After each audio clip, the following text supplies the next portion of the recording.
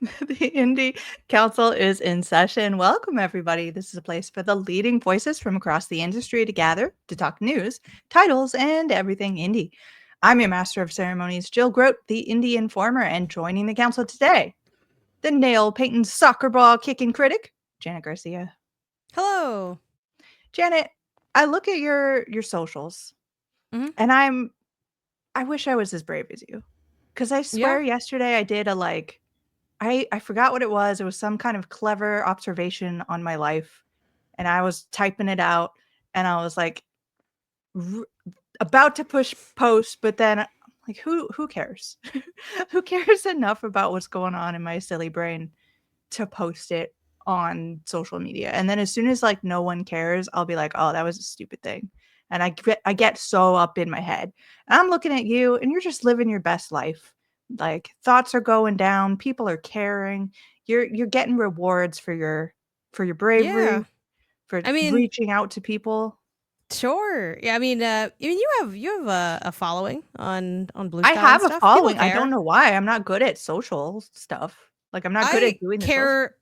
No shade to everyone's promotion of their work and things because I do the same thing. I'm reposting people's work whenever I Yep. see it. Mhm. We need more slice of life on social media, and Yep. obviously part of that is the bias of like I follow a lot of people that in part make their living being on the internet, yourself included. So of course a lot of stuff is going to be your work, the industry, of course, like what's happening sociologically and politically in these turbulent times, and all this stuff is good, all this stuff is important, but we need some more fluff. There's not enough fluff content on the feed. So Mhm. yeah, I'd love to hear some of your thoughts that Give us more don't fluff. matter. I have I plenty of things from you that do matter. Where's the stuff that doesn't That matter? doesn't matter. That's what Okay, I'm craving. I remembered what it was. I was like, "The best living situation upgrade I've ever had in my life. More than one bathroom." Yeah, that's a great More than one bathroom is a must. I've been ready to Yeah. have this conversation for years, I've had so many years of my life with just one bathroom, and it's bad. Also, And you too, don't hot take, the dumb stuff actually gets more traction than the real work. Who cares? 100%. No one cares about No no one one cares. cares about my articles. Even the people that like me are like, I love that you're doing that. They're not reading it, and that's fine. I get it. People don't want to read. I don't I'm have a reading problem with that. everything. I appreciate that, but you're one of the few. The thing that's really gonna get traction is a dumb meme. So actually, it's the inverse. People care a lot about the stuff that doesn't matter that you have going Yeah. on. But in that, they might care about other stuff too. I don't know. Mike is also here. Hello, Mike. I was gonna give you a whole title and everything, but Mike is also here. It's Mike is great. also Listen, here. yesterday I posted about finding a good bagel in North Carolina I finally. saw that. I was excited for you. Yo, if you're in the North Carolina area, Jeff's Bagel Run, all right? Pretty dang good. Nice. Pretty dang good. You heard that from a New York native, everybody. You So did. he's serious about it. But I kind of missed that shattering news because yesterday was the official reveal of Game Informer coming back. Just Um, right under the bagels of yeah, importance. Like bagels, like holy bagels are up shit. there. And Game Informer pretty good. Game Game Informer pretty Informer good. was all that was anything I was doing yesterday. It was so much fun. The website's back up. I made new accounts, and I was just like, "Oh, this is great." I'm putting comments on everybody's pages. Um, y'all know that I come from a Game Informer background. Maybe you don't. Maybe this is the first time you're seeing this. So these are all friends. These are all people dear to me, and a website and a legacy that is super dear to me as well. So I was just having a great time, having a party. Um, some of the things I was shouting out was like I some okay, so the Indie Informer, when Game Informer went down, took on some contributing editors that were from the Game Informer layoffs. And some of those people went on to write Game Informer reviews of indie games that they had like been exposed to when at the site. So I'm gonna take credit for some of that. And the especially the GI top 10 has some really good indie representation, including Lorelei and the Laser Eyes at number 8, A Thousand Times Resist at number 6, Animal Well at number 5, and Balatro hit number 2. But I'm especially proud of the best horror winner, Mouthwash. Mouthwashing. Congratulations, y'all. We did it. We did it. We did it. That's us. Right on the best horror. I like to take credit for that one. Yeah, 'cause I that's gave 100% Mike. I gave Wes a key for mouthwashing. Yeah. During our Indie Nice. Game Awards review period. Yeah. Mike spreading that horror around to everybody, pushing us all towards the sicko hole as we go further and further, beyond the point of no return. So day. I'll put Game Informer website's link down below. Everything's back. If you sign up for an account, you can look at all the old magazines, of which you'll find a lot of my articles. So go check that out. Yeah, I'm just so excited. Lots of good indie reviews to go check out, which, you know, I shout out to the team. Just they're all friends and like they deserve this so much. Yeah. Right. So I think I'm allowed to say this. Wes, I'm sorry. Go ahead, Mike. Wes was formerly working with me at Vicarious PR for a while there.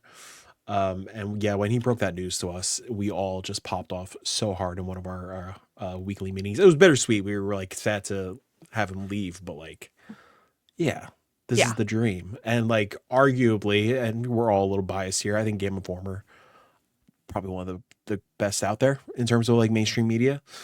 I'm just so happy it's back, and I'm so happy that I could re-up that physical magazine subscription again when the time comes. When the time comes, I'm excited. I'm getting that physical magazine. I might be getting 2. I might be getting 10. Who knows?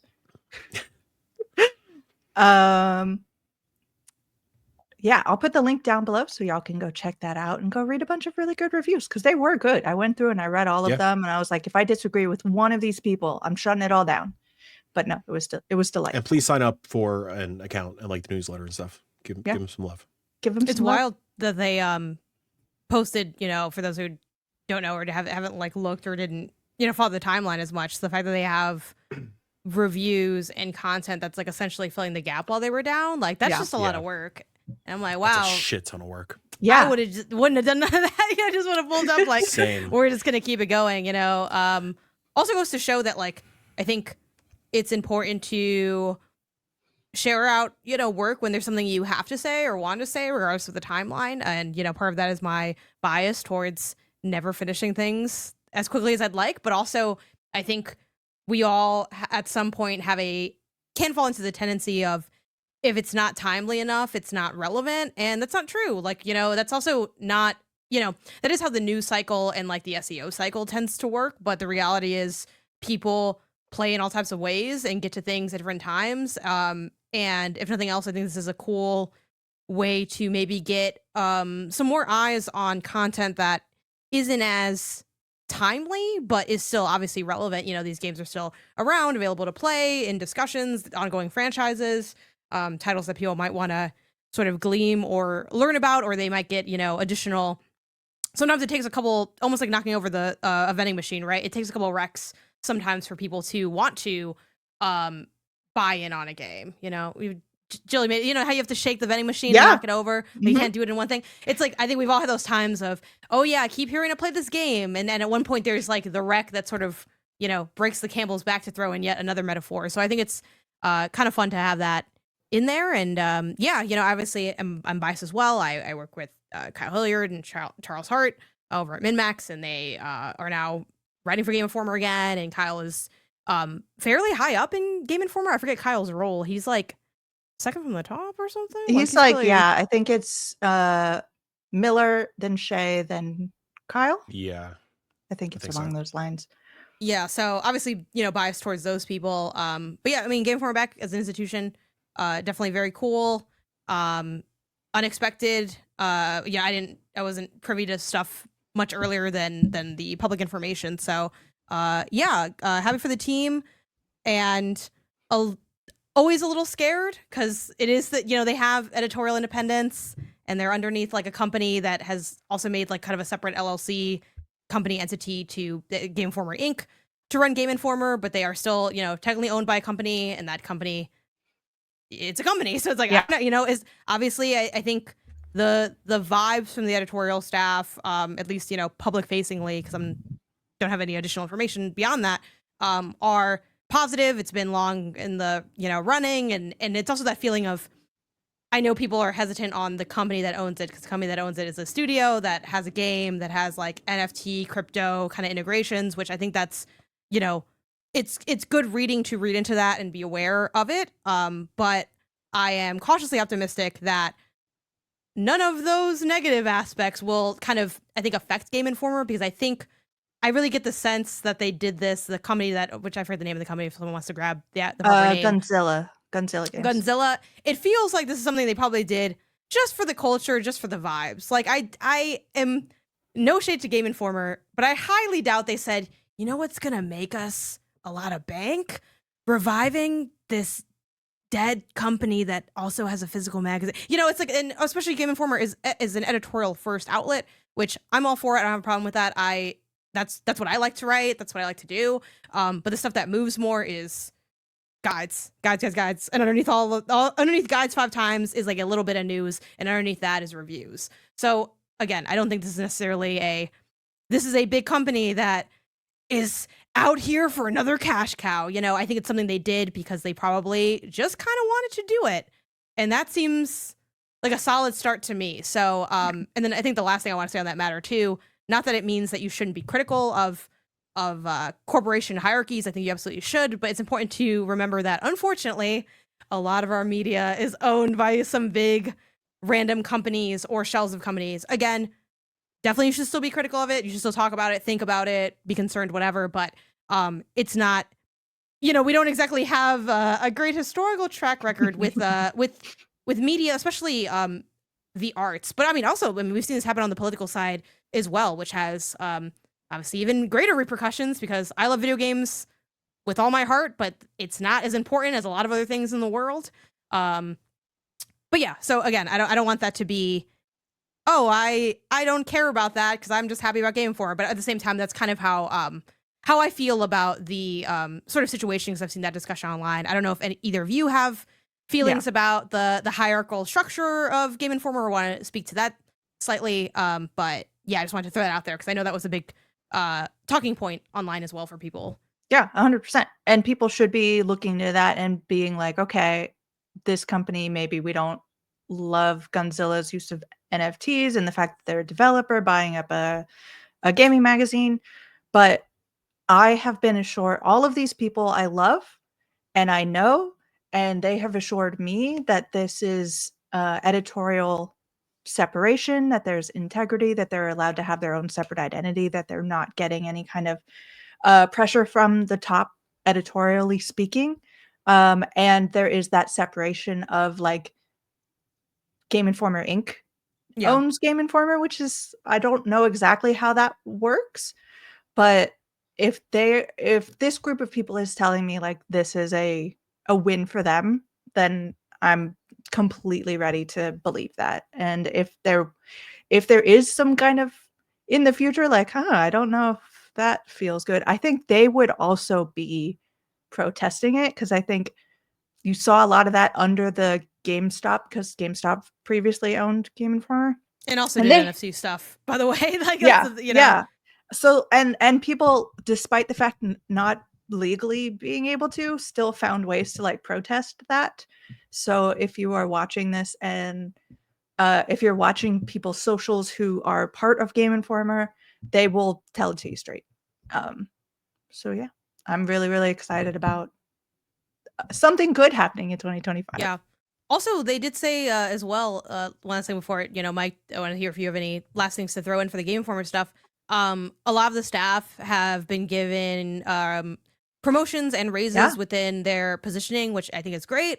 So I don't know, like, how much, you know, that actually, you know, is that because you were so underpaid before, or is it, you know, but either a win is a win. A win is a win, you know, more money than what you had before, a higher position. I think those things are really important. I think they're also, you know, beneficial long term. Again, always be hyped for, you know, what you have going on.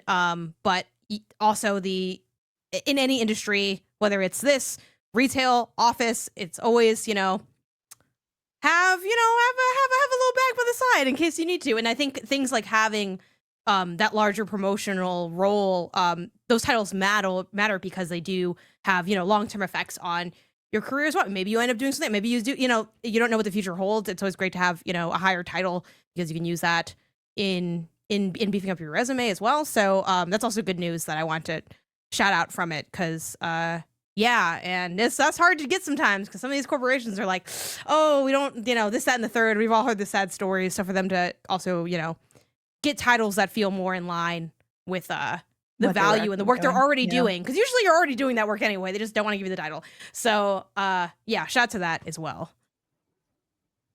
Yeah, speaking for personal experience, anything's better than GameStop Corp. Just gonna throw that out there. Just throw that out. So I am taking this as a goddamn win, because right. And I want to be really clear, they have nothing to do with the future of Game Informer, which is a nice sentence to be able to say. I saw a great skeet that was like, no, I don't. Skeet. Listen, I'm not allowing this. Skeet.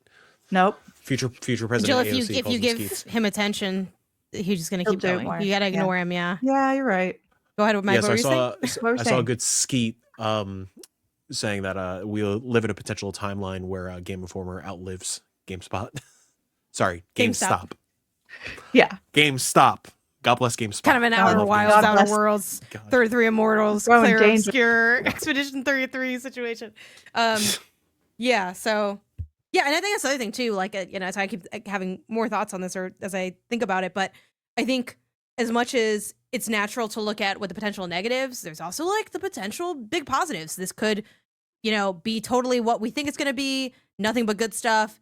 Editorial independence on fire, prosperity, the content's, coming out, the fun, this can kind of also be, it has the potential to be Game Informer better than it's been. I think it's easy to kind of, again, think of the, what if it doesn't work out, but also like, oh, what if it does? And what if it really does?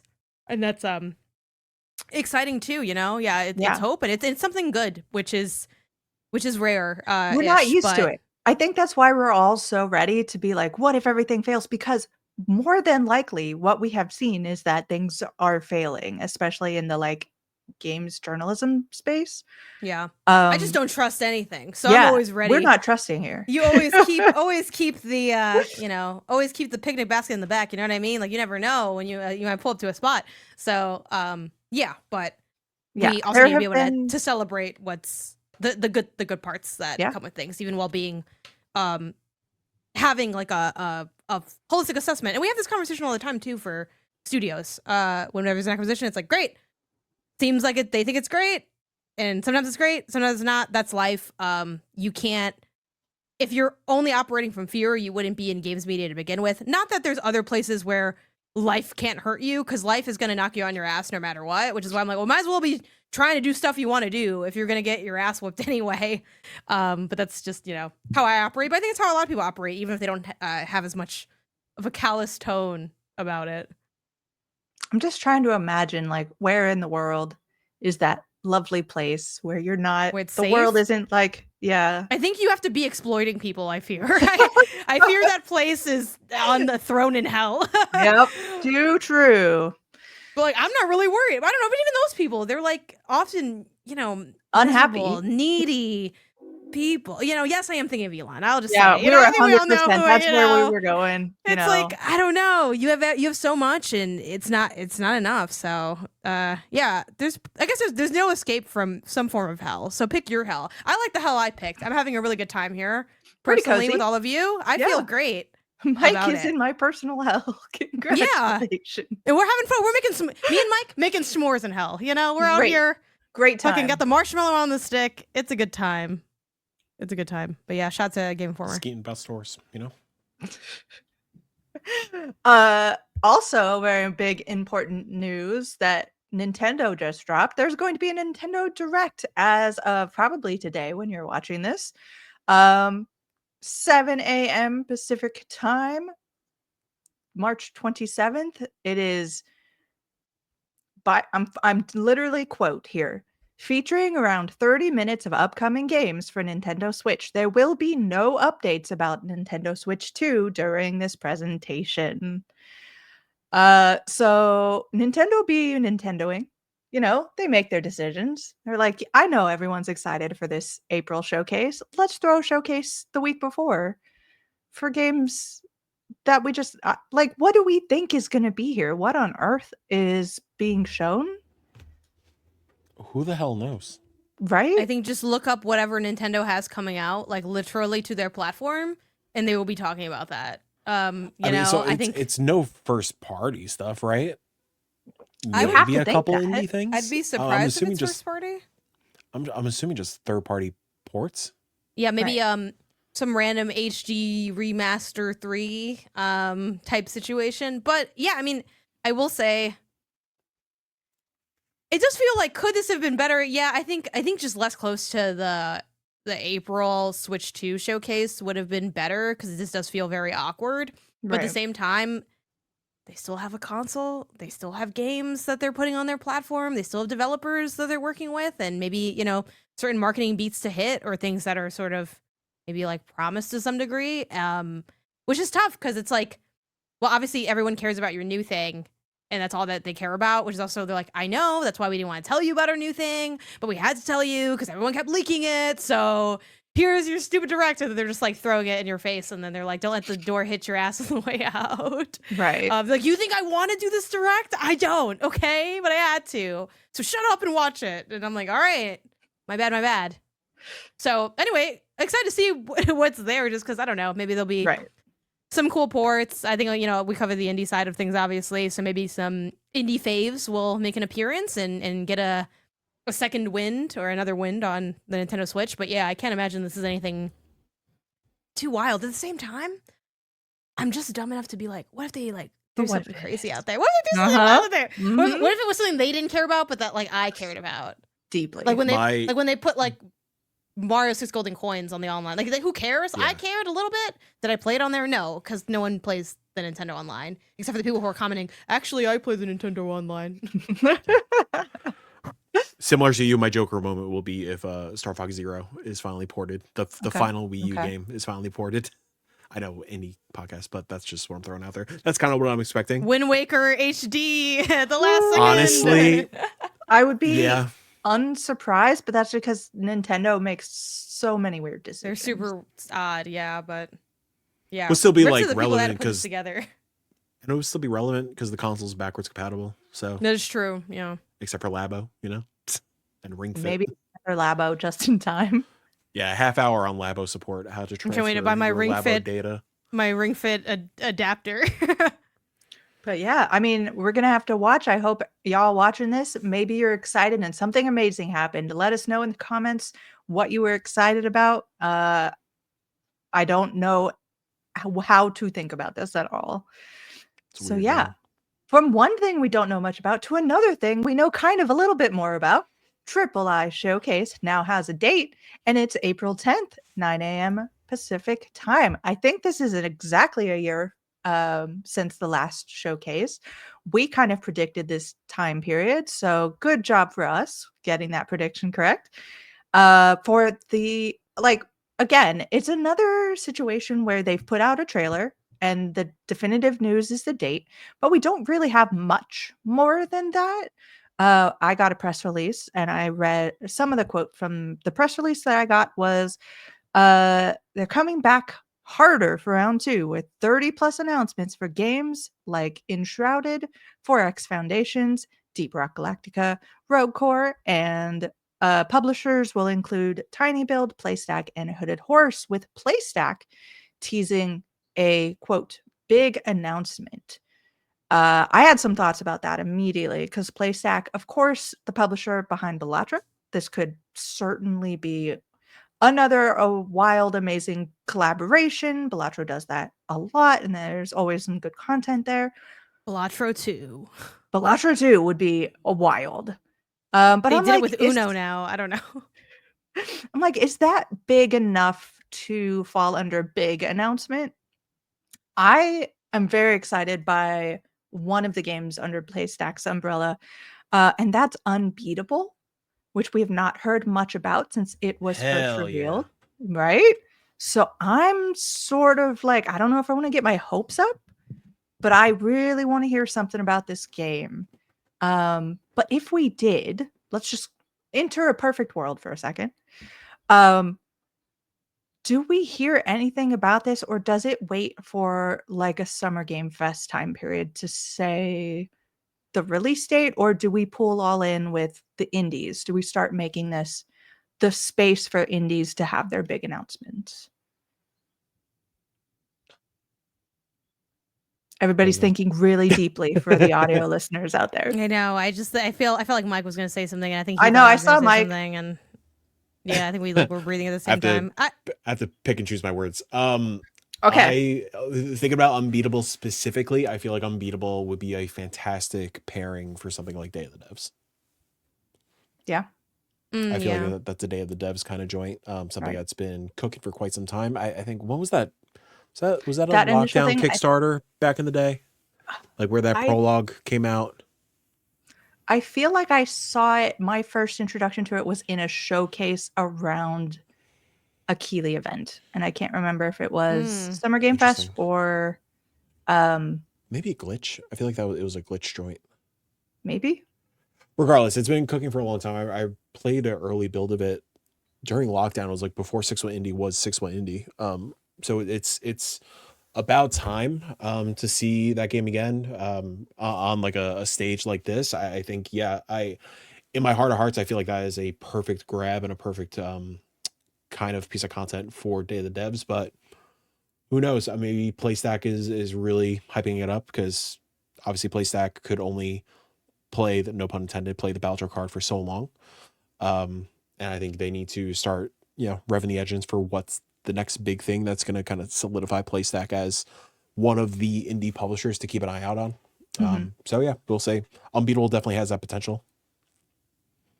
100%. Does the III showcase start to rival a Day of the Devs? I know that they've specifically put it in this time frame because they don't want those like interactions. But as far as like story beats go, I don't know. I don't think so, because they're just two different kind of shows where one is profit, one's nonprofit. I think that just kind of like inherently kind of puts them in two different categories. Again, try and choose my words carefully. Yeah, I don't know. I think this is just more in line of, not to toot our own horn or anything, but I think this is more in line of a wholesome, or what we do with 6-1, like something that's kind of like that. In terms of, especially on the 6-1 side, where like, we also don't do ads and no fluff and like all that kind of stuff. Obviously the difference there being that they are getting a decent amount of these heavy hitter names. Yeah, I'm curious. Yeah, I'm kind of, this is like a long-winded kind of just explanation, but like I don't know exactly where it lands, but I don't think it's on par with a Day of the Devs, just simply because it's doing something completely different than Day of the Devs. Yeah, I think Day of the Devs too has like such a different angle and its emphasis in highlighting the developers specifically, and thus in like a non-mean sounding way, it's like Day of the Devs, I feel like it's a little bit more curated. Like they're sort of, there's like a lot of, I feel like internal, I mean, I'm not there when they're making the show, but it feels like there's more of like an internal hype of, and now we're grabbing like these 6 bespoke teams, and we have our like little, video, and they're in a garden, and they're like, when I was in the garden, I thought, what if we had a game that made you feel the type of tranquility? And then you just, it's kind of just like it's almost like pseudo documentary style.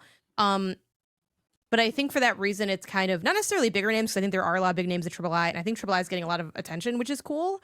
But yeah, it's just kind of a different setup. And I think the other aspect that makes, I think one of the reasons we don't have like, this is the indie showcase where when you say Silk Song in the chat, it makes sense to do that, which is it never really did make sense. Yeah, don't say that. It's not here. It's not going to be here.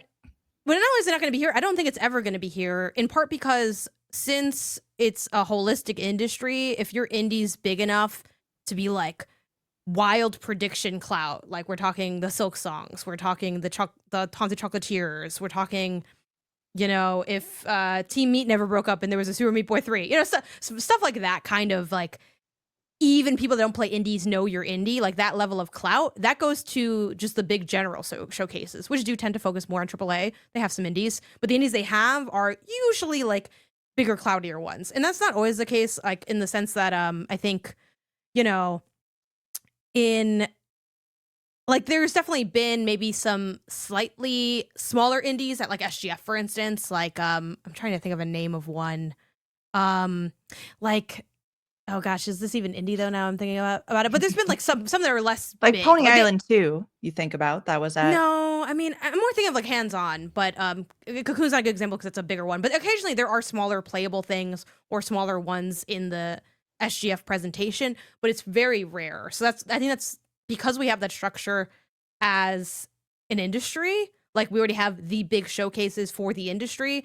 That's why I think I'd be surprised if like Triple I became if you're a big indie showing big news, you're going to go to Triple I, because I think if you're a big indie showing big news, you are probably more looking towards like PlayStation, Nintendo. Yeah. I don't really think of Xbox. And I Xbox, think- Xbox just kind of does it differently now with their shows. But you're looking for you want to be where the AAAs are. You don't necessarily want to be like king of the indies, and that's no shade to like the indie scene. That's just kind of why I think we're not really going to get a breakout indie showcase, and they're more like, what's your lane? Who do you vibe with in terms of like, you think of something like wholesome. If you like wholesome stuff, you're like, obviously that's going to be the showcase you're going to want to rock with because it's of your taste kind of thing. Yeah, I think Triple I is also the Triple I initiative is not out to be the like showcase competitor. Again, that's a big part of the reason why they've set up the way they are. So if they wanted to be the kind of place where you get the Silk Song, I think their internal like direction would have to change a lot. But still, we're getting a lot of really, really good like things here. I don't know if it's definitely cloudy. Yeah. Yeah. I don't know if y'all like caught the trailer, but I think 2 or 3 things that caught my eye. We got Moonlighter 2. That showed up in the trailer. Easy to tell. Tears of Metal is high on my list. I'm super excited about it. It is a Scottish game about fighting the English. So of course I'm excited about it. I don't know if y'all saw this, but there is a second where there's like someone picking a soda out of a fridge. And I'm like, I need to know what this game is. And I don't know if you caught that and knew what it was, but I'm like, okay, maybe that's a new reveal. Maybe that's something that I'm 100% going to be in on. But it's cool as a person who's like so in the indie scene to see something that's exciting looking and you don't know anything about it. I think that's what this showcase is going to be good for. And these kinds of showcases are really good for because you're watching it. Like even a couple of years ago when I first kind of got involved with knowing what 6-1 Indie was, and being like, this might be GDC's best showcase. I saw a bunch of really cool games that I'd never heard of. Like, that's sort of what I want out of these, instead of being the like Keeley, like, okay, we know sort of everything that's going to be here, except maybe a surprise or two. No, no shade to anybody, like anybody showcase. It's just all love. Yeah, all love. Shout out to Fun Selector. I believed it less the second time. Not gonna lie. Wait, what happened? I said I believed it less the second time. I'm like... Shout out to Fun Selector. Can't wait to see more of Over the Hill. Yeah. Art of Rally devs. All gonna be. I'd be remiss to not point out on their little slide that has all like the publishers and devs and stuff. Be remiss to not point out that Ubisoft and THQ Nordic is on this list. Curious. So hey, they have like indie. Okay, yeah, because like we talked a little bit about this last time. They have indie initiatives, which is great. Yeah, totally. But the last showcase, the last AAA showcase, culminated in a game which we had to argue whether or not was, an indie game. So yeah, it's gonna be fun. I mean, it was fun. I mean, well, we don't need to argue about it a second time. Go watch right? No, Janet was yeah. Go back and watch. I don't know. We got an IP. So we were split down the middle. You know. Okay. What's that? What about that Zelda game where they're dancing? That's indie. But what's up with that? Is it though? I think so. I guess maybe you don't. But no. I'm just looking for, instead of making my own argument, I'm looking for flaws in your logic. Yeah. To aid my point. You know. That's one of the fallacies, I'm sure. But well. That's exciting. We've got exciting stuff to talk about because we're here to break down GDC. Some of us went. 2 of us currently on this video right now went to GDC, and one did not. We missed terribly. We don't need to name names. But you reacted to some things that we probably didn't get a chance to see. So it all kind of evens out in the end. Overall thoughts on GDC this year, everybody? It was great. Loved it. Yeah. Loved my time there. It was great. It was better with you there. Hell yeah. Yeah, GC's fun. It's really cool. I mean, I think we're gonna be, looking at it from more of a games perspective, but it's also cool. Just most of my time was like at talks, but I did play a couple things. But from like an indie talks perspective, it's like a quick share. I went to a couple that were like pretty cool. Like one was Dredge and Yarn Spinner, which is like Yarn Spinner is an open source tool for building narrative games. And kind of there's a lot of like cool things to glean from the talk, but one of them is just that essentially Dredge wasn't really supposed to be a narrative game, and it wasn't meant to be a narrative game, and the creators were like, we don't really be doing narrative, but then like kind of just through using this tool set and it being like really useful and kind of easy to implement, they were able to get the dialogue working in a way where the narrative kind of started to shine through in a bigger sense, which was really cool, just to kind of see how tools can and end up having like big impacts, and like how you make games can change like the kind of games you end up making. And then a lot of cool social media talks and things too.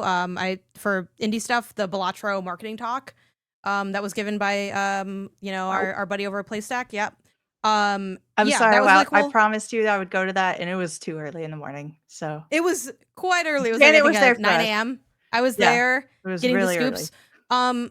I'm sure I have my notes forever, so I'm sure there'll be other times where they're not like more applicable, because obviously we're talking about GC now, but like times where we go back to these discussions all the time. Like what the talk was basically about was, how do you market a game like Balatro when the visuals don't sell what makes the game special? And I think that's something that all of us are constantly navigating in our own Steam wishlisting, our own inboxes of getting when does something catch our eye.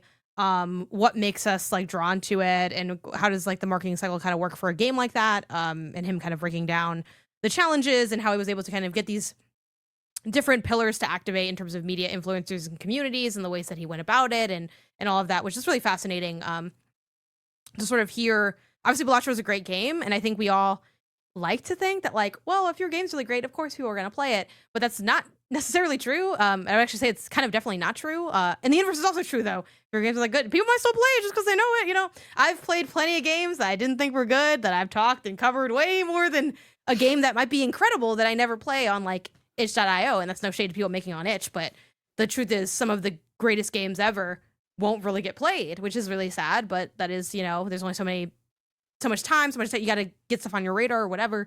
So yeah, it was just cool to hear like this is, I think, arguably, if not definitively, the biggest indie of last year, and like how did that happen?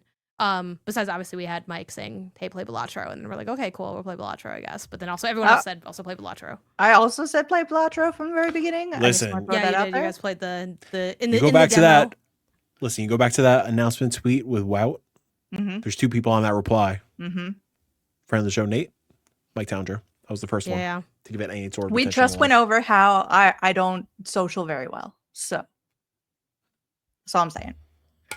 Yeah, it was fun. He also shouted out Case of the Golden Idol in that talk as well, which had similar challenges to Balatro, but came before, and kind of like how do we use that to like learn how to work Balatro better and all of that. So yeah, I think all that is to say that even on the talk side, there are definitely some good pieces of indie content and indie relevant things to glean. But yeah, so I had a good time.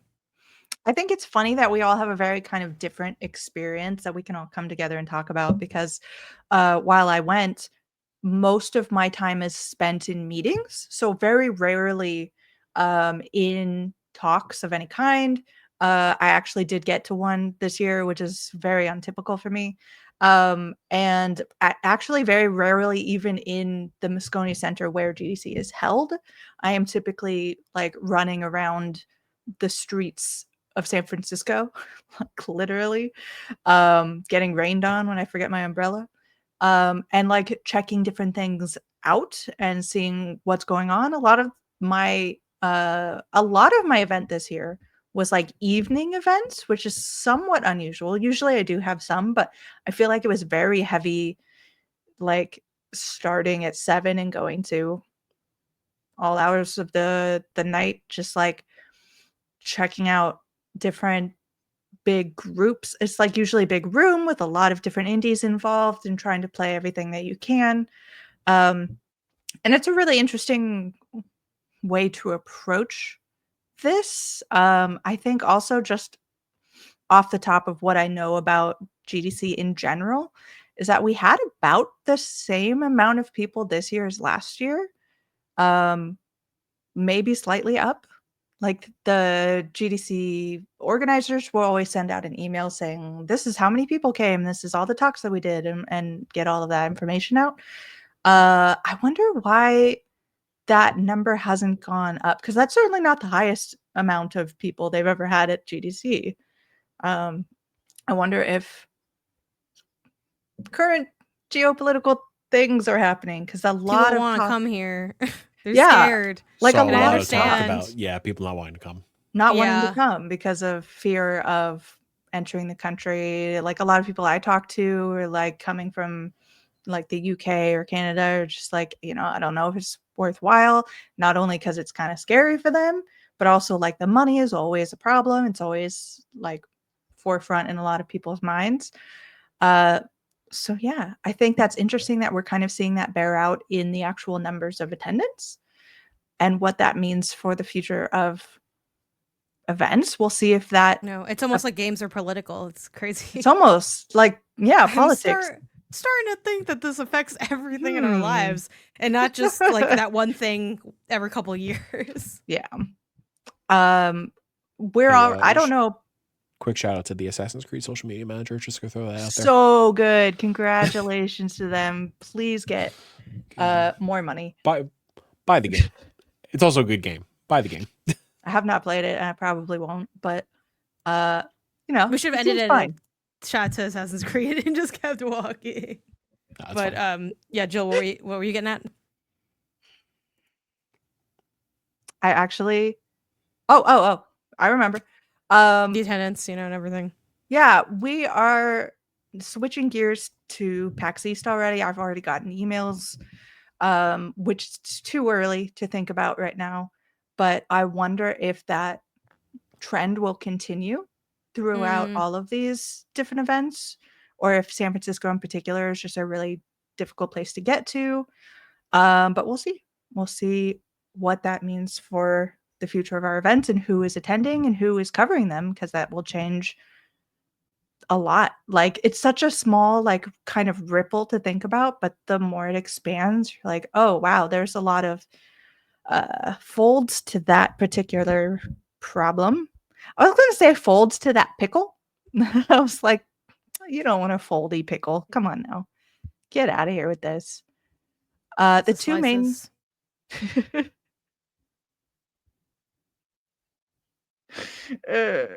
okay, I'm back. It's fine. Showcases. I think the two big ones that we had were the Mix, in collaboration with Kind of Funny, and the Future Games Show, which it's really funny. I don't know if Janet, you've had this experience as well, but when at GDC or really any kind of event, I am like living moment to moment.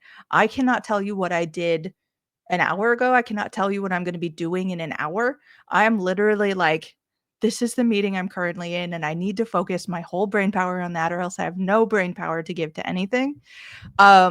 So I saw the Mix, like kind of in between things on my phone, trying to like watch what was going down.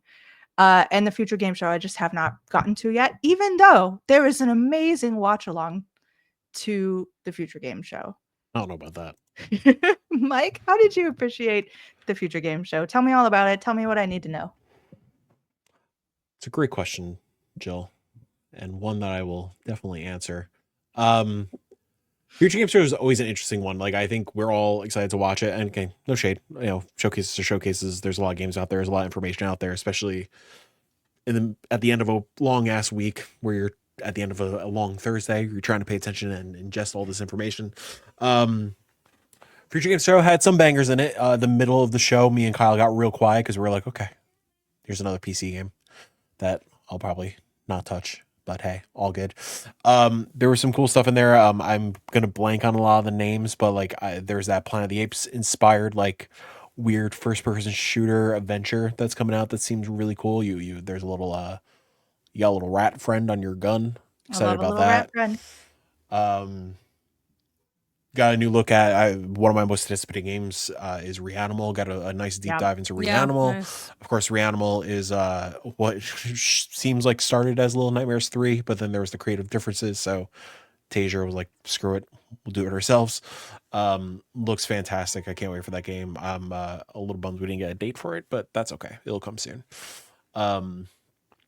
Those are like the two big highlights. Oh, and Industria 2 looks awesome as well. I know the Yeah. first Industria didn't review all too well, but I've been itching for like a BioShock-like experience again, and it seems like it's gonna hit all those kind of notes.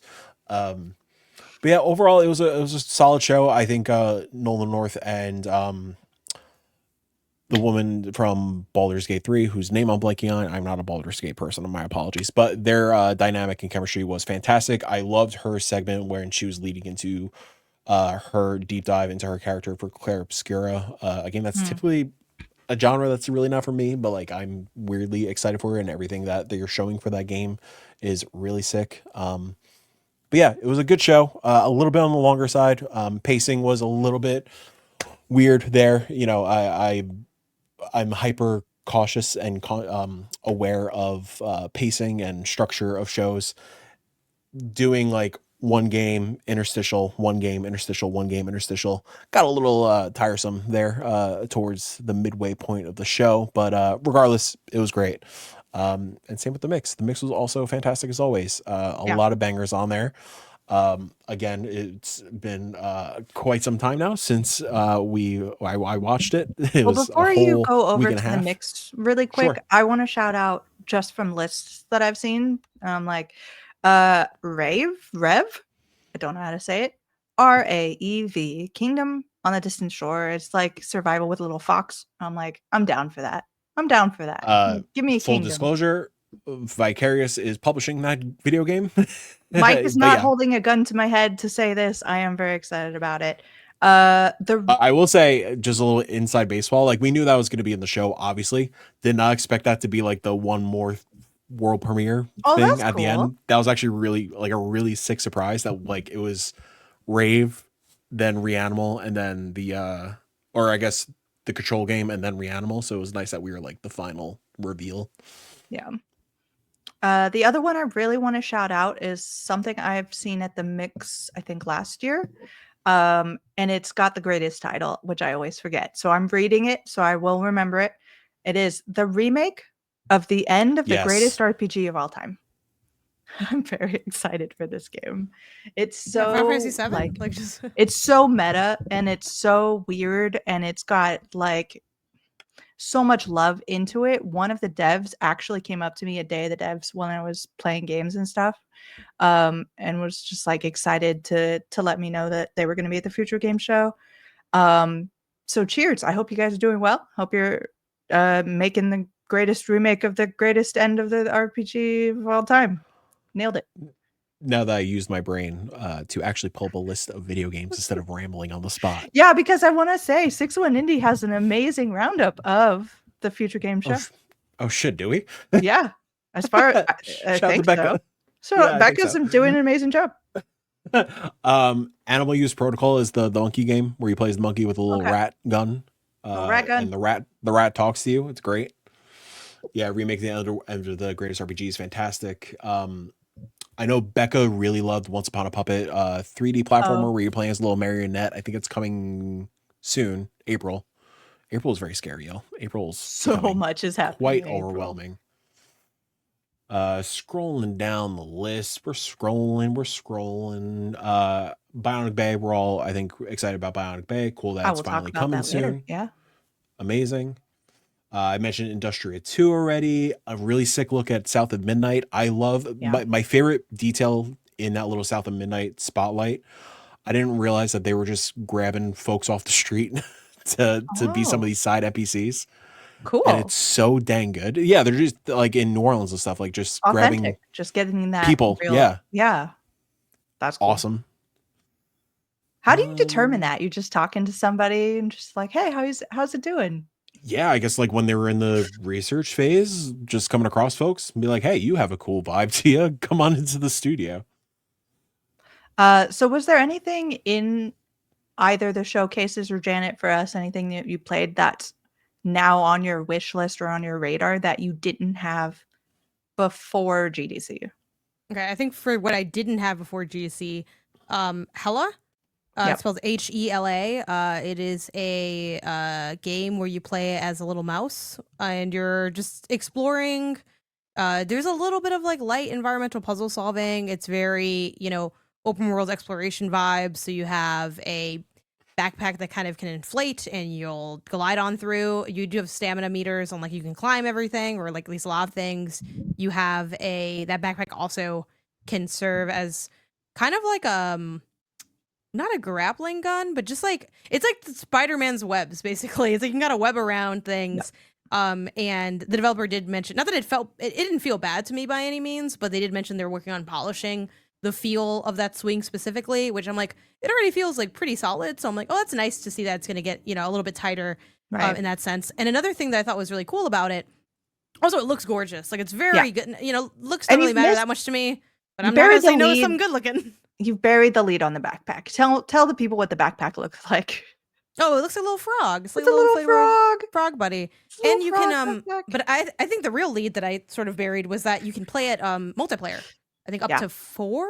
Is that? That sounds right. Yeah, local or online. I know definitely local because I definitely asked about local. I care about highlighting. Local. Yeah. And the vibes that I want to convey to people who again, might be your first time hearing about the game. Definitely look it up if you're interested. It's kind of like what if Unravel was open world? That's really what it feels like. Mm-hmm. Yeah, in terms of like the art direction, but also the way that you're engaging with the environment and the puzzles because you are like small. They have a really cool, basically the proper in-game term for it, but almost like a clone copy system where you can like a shadow or something. Yes, I think shadows was what they called it. You can make like a shadow of yourself to, maybe you're holding like a lever and then you have like a shadow of yourself to do that, and it really, I think, helps make it so that I can really see the possibilities of, if you're playing by yourself, you can just do that with a shadow, but if you have a friend, y'all can kind of work together on it. But yeah, I hadn't heard about this one at all. Jill, I don't know if you had heard about this. I think I had seen it before, but this is the first time I'm like, oh, I get what this is. Yeah, it's really fun. I really liked it a lot. Yeah, 100%. Some of the games, speaking of Unraveled, I played a game at the Mix called Unwound, which is gonna be strangely Unraveled mixed with like Up Mike's Alley. Like, you know what that means. I played this a very long time ago at Play NYC. They are a New York local. Fun. It's got such a bizarre mixture of just like wholesome, funny, and like so messed up, and you're just like, oh, okay, that's where we are with this. So you're like, you're a yarn ball on the island of candy, and there are like candy mines, and like things are going bad, and there's like natural disasters happening. You're trying to figure out what's going on, and you're like talking to things, and there's like a rubber duck, and it's cute until you look at its eyes, and its eyes are like in your soul kind of look to it, and you're just like, something's not okay here, and I love it. So it's a really, really intriguing game that I want to keep an eye on. The Seance of Blake Manor was revealed during the Mix, and good old Irish accent. I always love to hear. I don't know what's going on. It's some kind of like spooky mansion house, something bad's happening, and you're there to solve the puzzles. And then the other one I want to shout out is Tamashika. And this was like on everybody's tongue. Tamashika is a game with a really cool concept. It has one level generated every day. So you have that one day to perfect the run, or else you never do. And then you move on to the next one. It is a really fast, hyper, like going through, shooting people, arcadey kind of experience. It's like so many people are describing it as hand drawn, but it's more like it's been made in paint. It kind of Yes. has that look to it. It is bright, it is wild, it is constant. As soon as you like mess up and someone hits you, you fly, you get, it's like someone literally grabs you and pulls you back to the beginning to start over again. And it's nonstop. So you never have a break in the action. So you're constantly just trying to get this done, which is, you can spend a lot of time on this game, which should, according to the developer, only take you about 10 minutes a day. But it's going to take you way longer than that because I was not good at this game. But I would love to watch someone who's just amazing go and flying through and shooting people and hitting people with the knife because it felt really good. I don't know if you got a chance to play this or not, Janet. No, I did not play this one. It seems cool, but it's just like an everyday kind of run type game. That's Yeah. it. Yeah. I need an end. I don't Nope. know. I don't. It's rare It for me to never pull up ends. for like I need a campaign to want to really spend a lot of time, but it does look cool. I wish listed it regardless just to keep an eye out for it because I think I've seen a couple other people talk about this one as well. Now that I'm looking at like the art, I'm like, oh yeah, I think I saw a clip of this online. It looks cool. Mhm. Yeah, people be talking about it, so keep an eye on that. Mike, is there anything that you saw in the shows that you didn't know about before, but now you actually need to keep an eye on? Or are you Trying to just find the in the name. trenches? You're just like, I'm I know very everything. I'm very in the trenches of just He also is the pre-production and trenches writing. He's I am the as well, trenches. but yeah, so it might be tough to be surprised. Gunboat God, it looks really Oh, cool. yep. When I first saw it, I thought it was the follow-up for the Downwell devs because it has a very similar vibe, similar look, but Yeah. it's not. Regardless, it looks killer. Trying to think what else. I think that was like what is that called? It's biggest called one. what? Gunboat God. Gunboat God? Boat. Gunboat God. Okay. I'll put the link down loved- below, everybody, so you don't have to figure that out yourself. Yeah, there weren't too many surprises, but I love that we got a new look at Labyrinth of the Demon King, new look at Force Strike. Of course you liked that look. I was sitting there dude. like, nope. Void Martyrs is something that's been on my radar for a bit that looks fucking sick. Void Martyrs is like isometric top-down dungeon crawlery kind of thing. It seems like twin stick shooter-ish, maybe a little bit of old school Resi in there. Really, really cool. Sportal is another one I've been looking forward to. Look Mum No Computer is another surprise that looked really great. Okay. Yeah. Yeah, I think those are the big highlights. Great show as always. Yeah. Okay. And then Janet. My last one that I didn't know about before, know about it now, and I'm now interested. Detective Dotson. It is a narrative-driven adventure game set in modern-day India. It's left to right, kind of pretty simple navigational structure, but it's in that vein of utilizing mini games to kind of divvy up the gameplay beyond just like walking and investigating or like interacting with things or talking to people. And it's as the name implies, you're Detective Dotson, you're looking into this mystery, and you have like a series of like smaller mysteries that'll help you solve like the big mystery. And what's really cool about it is that it is in that vein of Duck Detective / I feel like there's another game that kind of does this because it's very simplified. Like and I'm sure it'll ramp up over time, but the way you solve stuff is like pretty easy. Like it's the board is kind of made for you, like the investigation board. So it's a lot of just you're getting the pieces that you need, and then they kind of get added almost to the board's inventory, and then you slot them. So like the first one, or it's the one in the demo that I played was who painted the dog.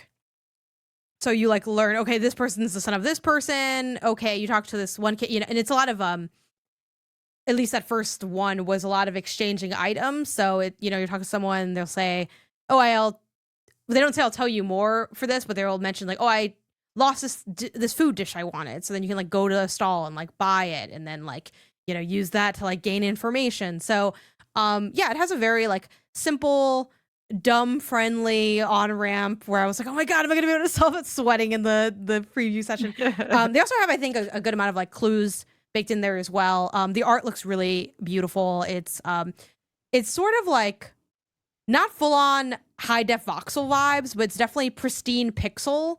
Where I think glancing at certain screenshots, especially if you're far enough away, you might almost, not that pixel isn't already pretty, but you might almost like miss that it's pixelated because it's like very defined, really colorful, just like a really cool game. So yeah, definitely interested in this, and I like this kind of, I feel like the style of game is we're getting more and more of these types of deduction games, but also games that utilize a bunch of like little genres in them, but not full on WarioWare exactly. More like, funnily enough, Consume Me, the game we talked about a few weeks ago that cleaned up at the awards, the IGF Awards. Is that what it's called? There you go. Yes, the IGF Awards also has that structure. We've even seen things in like, again, this isn't necessarily new. Like Florence, I would say, is a game that is of that ilk, that is utilizing a bunch of different mechanics to sort of tell the story and explore the space. But yeah, so that's the other one that I want to shout out. Everything else I kind of suspected might be good, so I cheated by knowing about the game before. But those are my two surprises, which was fun. Talk about the other two that you have here that are games that you have played while at GDC. Sure, yeah, I did a Promise Mascot Agency, which I know a lot of y'all hit that up at Next Fest, and I was like, oh no, already know I'm gonna play it, and then I was like, well, it's here, let's go just see what it's like. Yeah, it's cool. I didn't spend like the whole. I try to keep my time with games only as long as they need to be when I have multiple games to look at. So I didn't spend the full demo time, but just got a taste of the general flow. Really cool music, cool vibe. Excited about it. It's got a lot of like wonkiness. I'm sad. You have the little paper guy. Yeah. They gave us like you'll make your own of the mascots, and it's a sheet of paper they gave us. But the paper, it was compromised in my luggage, so like part of him ripped. So I was like, just throw the whole thing in the garbage can. It would have been perfect. Recycling, like, look at this little guy. Does he look pristine? No. I know the tofu's, but it's like now I have a real rip. It's a whole thing. It's fine. It was they had some cool little swag there for that. But yeah, I think my only hesitance is, will like the gameplay be fresh and exciting? Because it has like this kind of almost like you're bringing in people in the form of cards in a sense. It's like, oh, this person's gonna help out with these situations, and I'm not sure how that's gonna evolve. But I do feel like the charm and the general fun of the, managing this mascot agency and like the jank and the humor, I think, is really what is going to be the big draw. So I feel like the other part just kind of has to be good enough. And I'm like cautiously optimistic that it will be good enough. That was the only thing that I was like, oh, I'm not really sure how I'm going to like this, especially someone, as a personal taste thing, I'm not like big into that style of gameplay to begin with, but maybe this will be more of I've been a big fan of like a simple card mechanic, Signs of Sojourner, Keep Driving. Totally could see Promise Mascot Agency building a similar style because it just seemed, very simple to gleam. So that was cool. Like the vibes of that one a lot. And Claire Obscure Expedition 33, a game with a really long name. And there's also 33 Immortals that just came out. So it's kind of a messy year for 33 games. I'll talk about that later. But this game was rad. The demo was long as hell, so I'm like, I'm not playing all that. It was like 4 hours or something. Yeah, no, like, I don't even know 100%. I don't know why you rigged this up. I did like 2 fights, and I'm like, I got it. I got the yes, kind of just enough to like get a sense. It seems really freaking cool. This feels almost a little dumb to say because I know great games are coming out all the time of various genres, but I think especially in the RPG space, we've had so many RPGs lately. It kind of feels like, what are you really going to step up with that's going to be, saucy, interesting, different, special? And I really feel like they do have answers to those questions. I think the gameplay is just as exciting as it looks. And the adventure seems interesting. The world is cool. Yeah. My only knock against Claire Obscure Expedition 33, besides the name, which is really rough. But if your game's good enough, people will learn the name. I don't mess up Metaphor Fantagio, even though I have to Google how to write it every time because I forget where the colon goes. But my only ding against this game is I feel like the so it's tough because what's good about it can also be what's bad about it. What's good about it is that the gameplay really keeps you on your toes. It is turn-based with real-time elements, and the real-time element takes the form of like a quick action press, similar to like the Mario and Luigi games, or like Sea of Stars for an indie. Yeah. Yeah. an indie pool. But yeah, so we've seen this kind of thing before. But what's wild about this one is the UI is at different parts of the screen like each time. And that's really disorienting. It's kind of hard to follow. I do think this is where the sound designer needs to eat on this project. And I don't know if they have, because I haven't really thought deeply enough about it. And also it's still a demo version. They're still tooling the game because I noticed the sound cue is the same every time. So I think that could help offset the fact that you never know where the visuals are coming. But there's other challenges with that too, where like the telegraphing of the enemies, I think, is really subtle in a way that is kind of exciting, but also kind of hard to follow. I do think some of these things can be mitigated by the fact that it is an RPG. We know it's going to be long. I'm guessing the enemy I fought in the demo, I'm going to fight 800 more times. And by then I'll know their flow of their attack pattern. But it was both exciting, but also like a little disorienting to be like, okay, it's the enemy's turn. Oh my God, they're still hitting me. How are they? Is their turn done? Like, when does their turn end? And I felt like I felt myself missing some of that key information.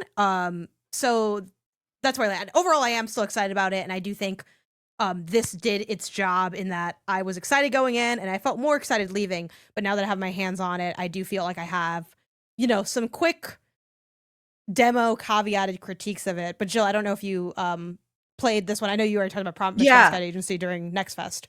And what I your thoughts wanted were to on talk this. about this playing this game specifically, but you talked about Detective Dodson feeling this way. And Mike, you can jump in on this one as well. I am interested in diving into whether or not I find it more nerve-wracking to play a game at PAX when it's like on the show floor and people are watching, or to play the game with like either the developer or the PR people watching and your peers watching you play a game. And they're two very different sort of experiences, but I'd never really thought about like what is the different feelings between the two until I stepped up to Expedition 33, which I will call it instead of its full title. Smart, yeah. Yeah. That's the way to go. Because I'm just like, what if I just so completely biff it and it's terrible and I need to get through this? Yeah. Oh, COE33? Yeah. COE33. COE. I love it. So I don't know. Do you ever think about that, Mike? Or are you just gamer extraordinaire over there? And you are the PR also, so yeah, I am the PR. You're part of the problem as well. I am part of the problem. I think it's kind of a benefit that I'm on, or I have experience on both sides because I know how to like treat people if I'm ever at a show giving a demo. I mean, Jill, you saw me at PAX West when I was doing the Mirthwood booth. I like to let people just kind of do their thing and like stay out of their way, because having a dev or somebody hovering over you or constantly like trying to guide you, or like when you need guidance, sure, like if you're lost and I notice, like we'll point you in the right direction. But like I think a good example was my Hyperlight Breaker demo at SGF. Like they were very hands-on, and like while I appreciate it, let me rock with it. Like let me do my thing. Like I kind of rather just like get the headphones on, immerse myself, concentrate, focus, kind of like in my mind make the bullet points of what I want to write about.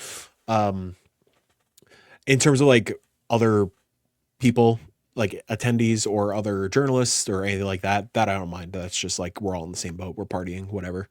But yeah, I like to do my own thing with demos. I'm not a huge fan of when the devs or a representative is kind of like gawking over your shoulder, and like sometimes like you kind of have to. It is what it is, just part of the gig. But yeah, it just kind of like ups the uncomfortability. I can't talk. The discomfort. Yeah. Discomfort. Thank you. Discomfort. That's the word. Janet, so good. In for the save. Do you have any thoughts on the discomfort of this? Yeah, I mean, look, I love my developers. Shout out to y'all. You're making your art. Make your art. Yeah, it definitely is a little awkward, like having them watch you play, only because I think there are a lot of times where they really want you to like experience the game, I think, the way they envision it being experienced. And I think that it's hard for some of them to hold back on that. I've also sat with developers where they don't like say anything to me and they're almost just kind of doing their own thing, like kind of like what Mike mentioned, his approach is PR, where they're like, hey, I'm here, like I'm not gonna like act like I'm totally ignoring you in case you need me or want to say something to me, but I'm not gonna be like locked in. Yeah, just because I think same to Mike's point, I'd echo that exactly. Like I want to experience the game on my own terms, and also like you're not gonna be there with me. It's the same reason I try not to read much of the reviewers' guides I'm given because the people that play it aren't gonna have that experience. Now, Right. it's good for certain information like the embargo or like known bugs or stuff like that. Like there's definitely benefits to reviewers guides. Like PR people keep sending reviewers guides, but also PR people write down how long your game is and if it's chaptered or something. I find that way more valuable than finding out, it's 8 pages on like the lore of the characters. Like it's cool to have as also a reference for maybe after the fact. So again, I'm not mad at it, but similar to that resource, I don't like using that when I'm playing, and I don't like or need a developer like, watching me too heavily on that front, or because I think again, there's also benefits to getting lost or exploring things or dealing with things in different ways, and seeing like, this sounds very hippy dippy, but like, what does the game say to me when only it can speak? Because that is going to be the experience of the game. So yeah, and it's funny because with some of the setups there, the setups at ID at Xbox are almost always 2 stations per game. Maybe sometimes there's more, but usually it's 2, at least with the GDC one, and it's like they're almost like cubicle style where it's like TV desk on the other side, TV desk where like me and Jill could be playing the same game and our TVs, the backs of the TVs would be like making contact, but like we couldn't see each other. And usually like a person can only be on one of those sides. So I'm like, I'm taking the other side that they can't see me on. Yeah. Cause yeah, some devs just can't help but to have that feeling, which I can't imagine that. I'm sure that is very difficult because like that, I don't know. We've all seen like developers experience it. We've seen like, documentaries and things with them. Oh my God, and this thing's breaking, and they're, I get it. And if they want to watch for technical reasons too, like that's totally valid. For a lot of developers, when they show their game, it's some of the first time, if not the first time, a close to public person has played it. Like someone that isn't a family member or a QA tester or whatever. So I don't knock them either for being curious and wanting to watch people play it either. Yeah, so it's very I think, valuable. Yeah, for sure. So not ideal if they're gonna make it weird, but I would say people that make it weird percentage wise, I'd say maybe like 30 to 50% or like a little much. But also like the experiences are so low because again, a lot of times, you go to a PAX and something, dev might not even be there. A lot of times they're not. It's like, oh, this is a PR agency or maybe like the publisher or whatever. So yeah, and sometimes it's also really cool. I guess it's worth highlighting the fun parts of it too. You get to ask them like a quick casual question. Sometimes you're just like talking to them about their day because they're people. It's just kind of like it can also be a positive experience. But yeah, it's like you're there, and I think also there's that awkwardness of like you're not the silent killer because like what you do is talk or write as a critic, but it's like there's also that, oh my God, like. I'm sure some developers were like, a fucking critic walked in, like, oh my God, like, who do you write for? Oh, thank God it's no one important, no one at least you can say, none of the big it's ones. Just it's don't worry, your secret's safe with my, dozens of readers or whatever. But yeah, anyway, we could talk about that forever, but it is interesting and yeah, it's different. For sure. I think ultimately, I am more uncomfortable at PAX in front of a crowd of like the public playing a game than like a dev or a PR person because of what you just said. I put some thought into this over the weekend because like there is that like mutual fear. So like a lot of my rambling is very silly and very like testing to see what the personalities are in the dev side, and the devs are scared that you're going to write something terrible about the inevitable bugs because there's going to be something wrong, there's going to be something that pops up, and they're going to be, oh my gosh, this is in front of a journalist and they're seeing this and it's terrible, whereas like I'm 100% totally fine with what's just happened. I get it. It happens. But like, I think there is a lot less of that. I understand and you understand when it's like in front of a crowd of people. I think a lot of the public will look at like, especially if I'm a games journalist who is just like, I have an appointment, but it doesn't look to them like I've just cut the line sort of thing. And then you're less willing to like be understanding. So do you think they're like watching your gameplay and they're like, you suck at this game you never Yeah, played? I 100% that's in the back of my They're on head. their phones. They're They're not even like, watching you. I've been waiting for 2 hours on my feet. There's You no had way better you're be the waiting. Look, best. I love the indie scene to pieces. I know you did not wait 2 hours to play this game. It's just, let's be so real. You waited max like 45 minutes, and that's probably because the setup wasn't well constructed. No shade. Sometimes your game is more popular than you think it's going to be Yep. at a PAX, and you end up having like only one setup, like, but or you have a really, interesting incentive, like that pizza game where they were giving out pizza, so everyone was lined up for it, and I fell for it. I was like, I want the pizza. And I'm gonna wait in the line. Yeah, no, people aren't thinking about that.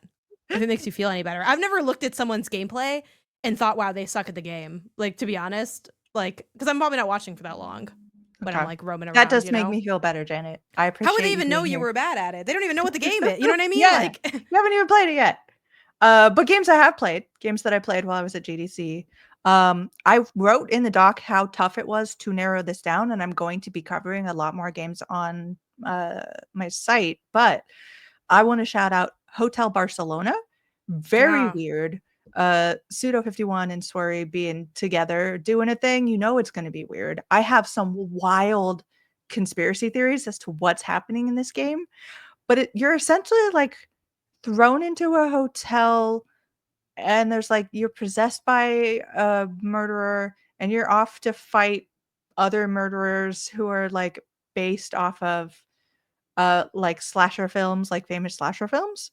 So that's wild. It's wild. It's a lot of fun. It's not game that you would like gameplay you would expect. It's fast and flashy and smooth and fluid, and it feels real good. Is it like a left to right kind of, not beat 'em up, but like you're just kind of fighting through? Because I wanted to play this, but I didn't end up having time for it. So, but I saw a lot of hype around it. Like everyone was kind of like not wildly hyping it up, but I feel like when there were rumblings about games at IDX, like a lot of people were drawn to Hotel Barcelona, and I think for a lot of people it was a bit of a surprise hit. Like, oh, what's this? And they're like, oh, it's really good. But yeah, cool to hear that you liked it, because that one seems really interesting to me as well. Yeah, I want to dive a lot deeper into that. Another one we've been excited for the channel, Kernel Hearts. I got to play a little bit of this. Again, this is a situation where when you are at an event and you are looking at builds behind the scenes, things don't go well. And I have managed to kill this game like twice. So I loved what I played. I didn't get to play it at its optimal like level, but it's smooth and fast, and it's all about that like buttery action, and I'm super into it. Another game that I knew about before, but I'm super excited to have gotten hands on, Little Lands. It looks like Link's Awakening, like the new kind of claymation Link's Awakening. Oh yeah, I remember really, this. really charming. Really, exactly as it looks is how it feels to play it. It is welcoming. It's like putting on a blanket. It's so nice. Am I tripping, or did Jenny play? Jenny did talk this up. Okay, yes. Yeah, cool. Yeah. It made funny little references to like Pokemon. It made reference obviously to Zelda, because that's one of its major focuses. I was assured that the game would involve both bug catching and fish catching. That's not a real thing. Fishing, because that's what cozy games do.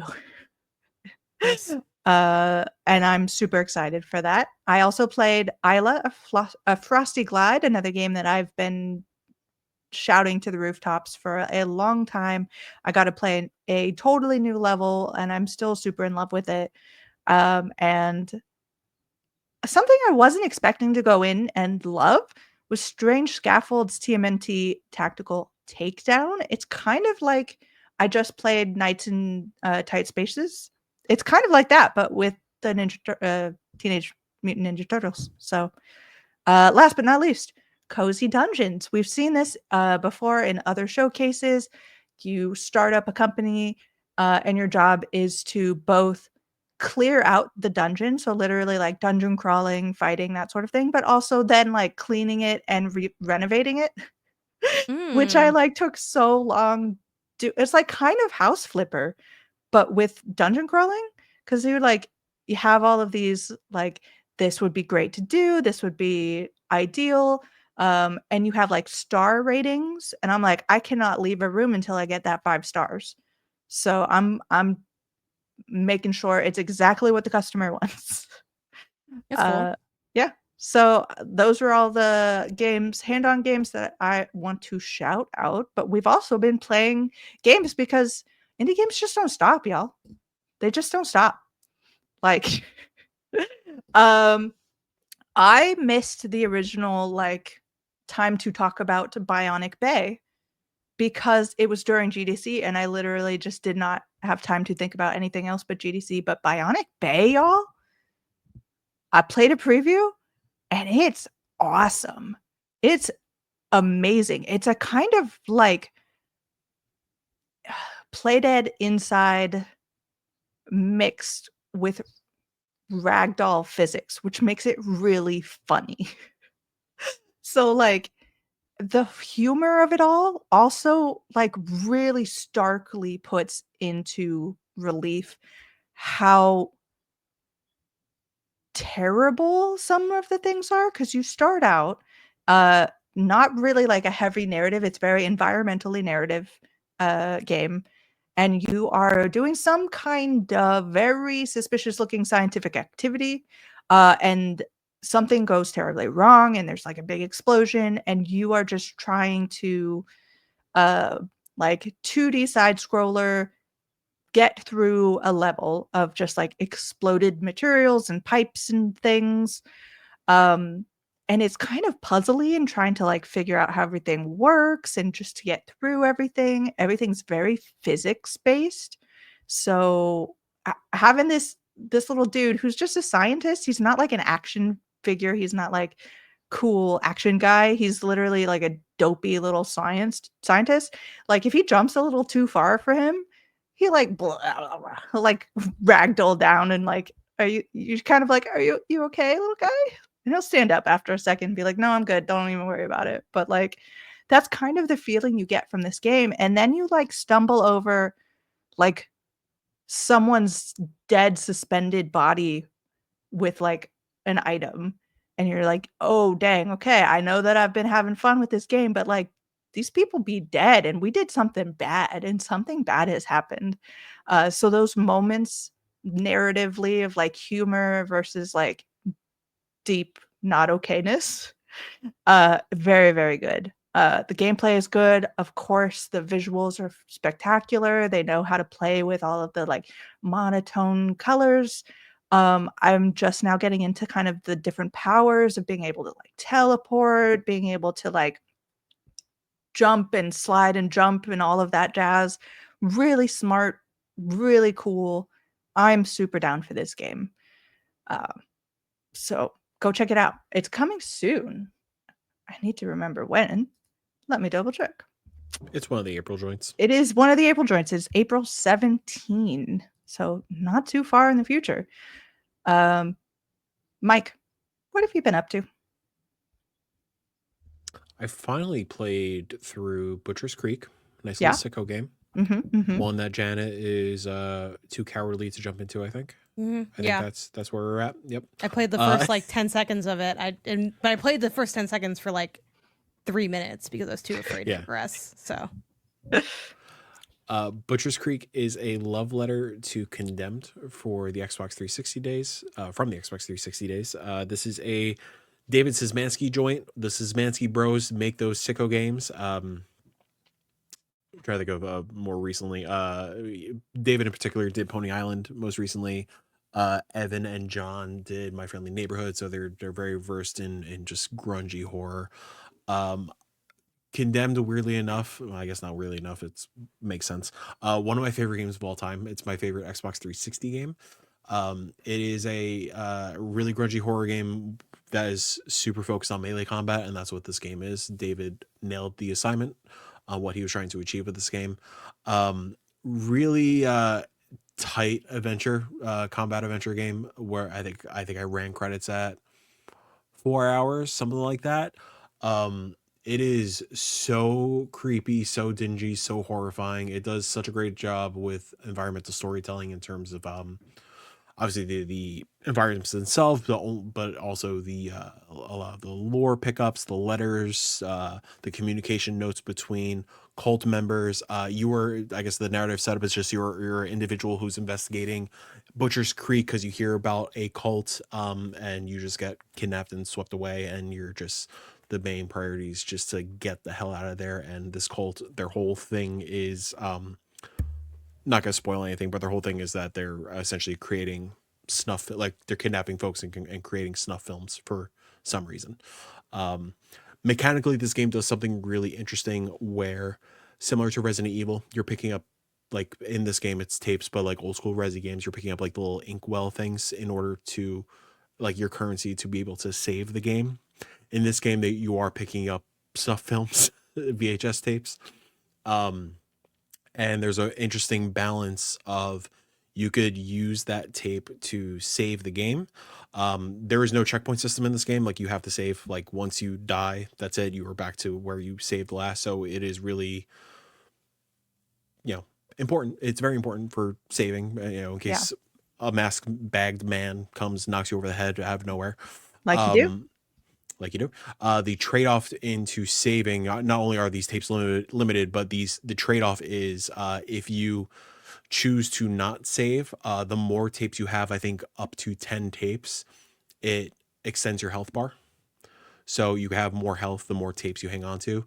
I am a pretty big pro gamer over here, big sicko mode gamer. So at some point I was always rocking with the 10. I think I ended this game at like 18 tapes. You know what I'm saying? So eventually it becomes a little redundant once you get used to the combat system. Once you get over the fear of these men chasing you and screaming at you, which after that first man, you kind of get used to what these men look like and what they sound like, and then it just kind of you're good unless you're not me. I guess unless you have a sustainable mind and you are a normal human being. But yeah, no, I really love this game, and if I can I spoil one thing with fair warning? Fair warning, anyone who does not want to be spoiled, turn away now. Go. So, you know how I was ranting and raving about Pony Factory early last year? Yep. This game turns out to be, it's a secret sequel to Pony Factory. So it's like the cult is feeding into like the demon god thing that is making the ponies from the Pony Factory. It's real great. This game is wild. There. This Mansky verse is a good universe. It's growing. It's growing. Keeps growing no matter what. 3 games in. There's a squirrel stapler game also that plays into the lore that I need to jump back into. Cool. Well, to cleanse palate for that, let's go ahead and talk about Wanderstop, Janet. And have a little there Jenny is pulled up in the overlay. I finally got into playing some Wanderstop. I think I played, I wonder if it was the only game I played that day. I think it might have been. So I might be like 4 hours deep into it. Pretty solid. I'm enjoying my time with it. I think it's got a good flow to it. You're making the tea, you're talking to people. I'm enjoying the sort of like the goofy dialogue of the game. I think it's definitely got a lot of charm to it in that regard. And I do like, some of the things that we already talked about in, I think it was even just like the last episode we had. I know it's been a bit of a time gap. Playing with drinking the different teas yourself and then using that tea as a time to reflect. It's like, okay, cool. Again, I think so many games are obsessed with having you sit everywhere, and it's like sitting in a game is actually not that interesting. And I think they found a way to do something with that. I'm like, yes, okay, if we're gonna be able to sit everywhere, but then at the same time, I'm kind of a hypocrite because I'm not gonna lie. When there's chairs and I can't sit in them, I'm like, get these chairs the fuck out of here if we're not gonna be sitting in them. So what are these chairs for? I don't know what, like any other gamer, I don't know what the fuck I want, but that's the thing. I think people ham up the chairs, and I'm like, cool. I think the only thing I ended up being kind of bummed about in that regard was I believe the variations on the teas don't change. Like there's certain teas that you make where it'll be like it's a energizing tea, and certain people might ask for kind of, how it is when you're making a drink for someone. They're like, can you make mine different than the menu? I fucking guess, like sure. So you do that, and I thought that might like give you a different outcome, but isn't necessarily. And I'm like, that was like a little bit of a bummer. But yeah, definitely a lot of whimsy, a lot of fun. Pockets filled up quick. I feel like I kind of messed up maybe my flow a little bit. At least in regards to like maybe how the game expects or wants me to play or kind of conditions me to play. I sort of haven't quite fully. I'm kind of almost like I ended at the point in my playthrough where I'm like, I got to figure out what to do with all this stuff and get my stuff together before I talk to like anybody else next, which is like, I don't know, the mildest of stressful. But yeah, it's cool. I'm enjoying it all right, and I'm interested to see how things progress. I'm trying to think if I had any other big takeaways. It's been a while since I played it because it was like 2 weeks ago at this point. So I'm trying Have to you remember. have what you had gotten on. to the point where you meditate for the first time? I You don't would think so. know. Is that different? Okay, then You no. would know. No, I have not. I'm so excited to see what your reaction to that is. Um, Oh, the other thing I guess I want to say is it's kind of refreshing to have a protagonist where you like have to be an asshole. Like, and I could kind of take this or leave it. I think different games do different things and attempt to accomplish different stuff. So it definitely won't work for every game, but I actually find that kind of exciting. I think because so often in dialogue based games, there is sort of a set of very obvious paths. It's like, this is the nice thing, this is the mean thing, this is the neutral thing. And as someone that is a big fan of story and dialogue choice, I enjoy more variance in that. I also enjoy being almost surprised by the dialogue, but not so surprised where I think we've all had that feeling where you select something like, I guess, and then the character's like, fuck you. And it's like, that's not what I clicked to say. So I think, that's just kind of to give background on my feelings of dialogue choice games. And I like how this one, pretty much all the choices, for the most part, there's exceptions where it's like, oh, you can be a little bit nicer. They're all like kind of prickly. And I think that's cool because that's who you're like that is who the character is. And I like the idea of almost the element of role play is within still who that character is. Like you still have to be that character. You are a jerk. You are a bitter, washed up jerk, and that's who you have to be. And I think that's kind of cool because you don't get to see that a lot, yeah. So I think that's a bit that felt refreshing to me as someone that plays a lot of story stuff. But yeah, we'll see when I get back to it. I'm at kind of I'm ready. a little bit of what's the word? When you're looking at a path and there's two fork in the road. Yeah. Yep. A little bit of a fork in the road. Because I did like my time with it. And yet, when am I going back? And I think I'm going back, but I'm really trying to be on it this year about if I like a game and I want to finish a game, we're locking in and we're sticking with that game. Because what I don't want to do is I don't want to re-pick up Wanderstop in 8 months because I don't want to I want to either finish it now or say, you know what? You do not get a rose if we're thinking of The Bachelor or whatever kind of situation. So I lean on wine to play it. I have it in my playing. I know I'm in control of my own life, and yet I don't feel in control. It's like, am I gonna, well, so we'll see. Hopefully I will be reporting back. It's not a terribly long game, and I am curious to see more of how the story shakes out. So that should be enough. And yet when the evening rolls around, where do you know where your podcasters are? Yes, Mike, what's up? I have 3 things. Yes. Wait, the logo's blocking 3 things. First, a fluff thing. I went to Starbucks today. Okay. I got asked, this is related to tea, I guess. I got asked, is it for here or to go? And that threw me off. I never got asked that at a Starbucks. Yeah, and I said for here. Now? So I said for here because I was going to just spend the last hour at work just at Starbucks because I was out and about already. They give you like a giant, I got a venti. So they gave me like a giant like diner glass kind of my strawberry acai lemonade without strawberries. Oh, that's a really good choice. Good for you. Also, Mike. I said strawberry acai lemonade, no strawberries. The dude looked at me like I was out of my fucking mind. You give me the option for no strawberries. Fuck you. All right? Yeah. Fuck off. Point number 2, about being an asshole. Which I guess I was today at Starbucks. Only in your mind, so it doesn't count. Only in my mind. That's true. I'm sure you were lovely. It. I was very lovely. I think a great analog to that is Split Fiction, where one of those characters is an asshole, but like an unbearable asshole for no reason. And I think, Wanderstop does the asshole route with purpose. And it's like a a relatable asshole. We've all been that Yeah. kind of We've all been asshole. there. It's not too Split extreme, fiction yeah. is split fiction is unbearable with that kind of stuff. Point number 3, what if we play Butcher's Creek together? I mean, we could say what if to anything, you know what I mean? Yeah. Like, That's true, we could. It's like, what oh if- man, what if? you know, we had more funding? Like, what if we ate pizza True. tonight? You know, we could do whatever. Sure. I don't know. Maybe it hit me back with pitch me on something, and maybe we'll make something happen. But I don't. We'll circle back I to gotta that be one. honest. This is a good corpo circle back moment. I don't know if I can handle playing it. It just is too I think you scary.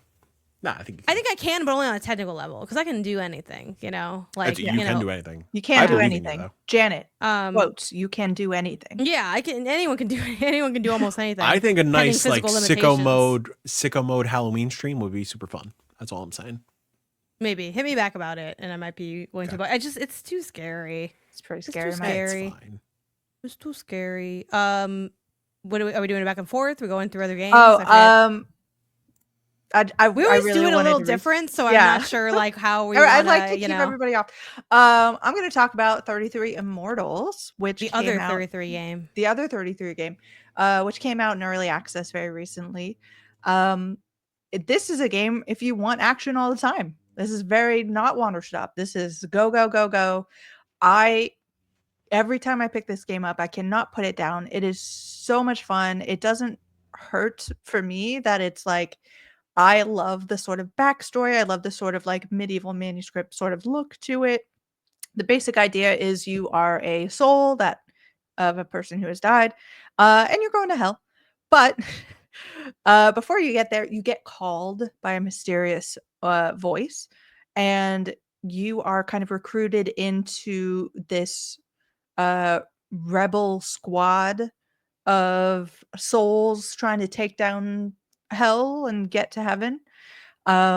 So you are constantly you go in and you're in, it's very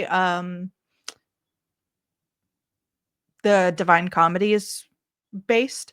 So you've got your different kind of circles of hell, and you start out in your lower circle, and you fight through, and dungeons open up. You have to fight the dungeons, and then a big main boss fight opens up, and you have to like come together. The thing about this game, it's 33 people in a server all at once trying to fight.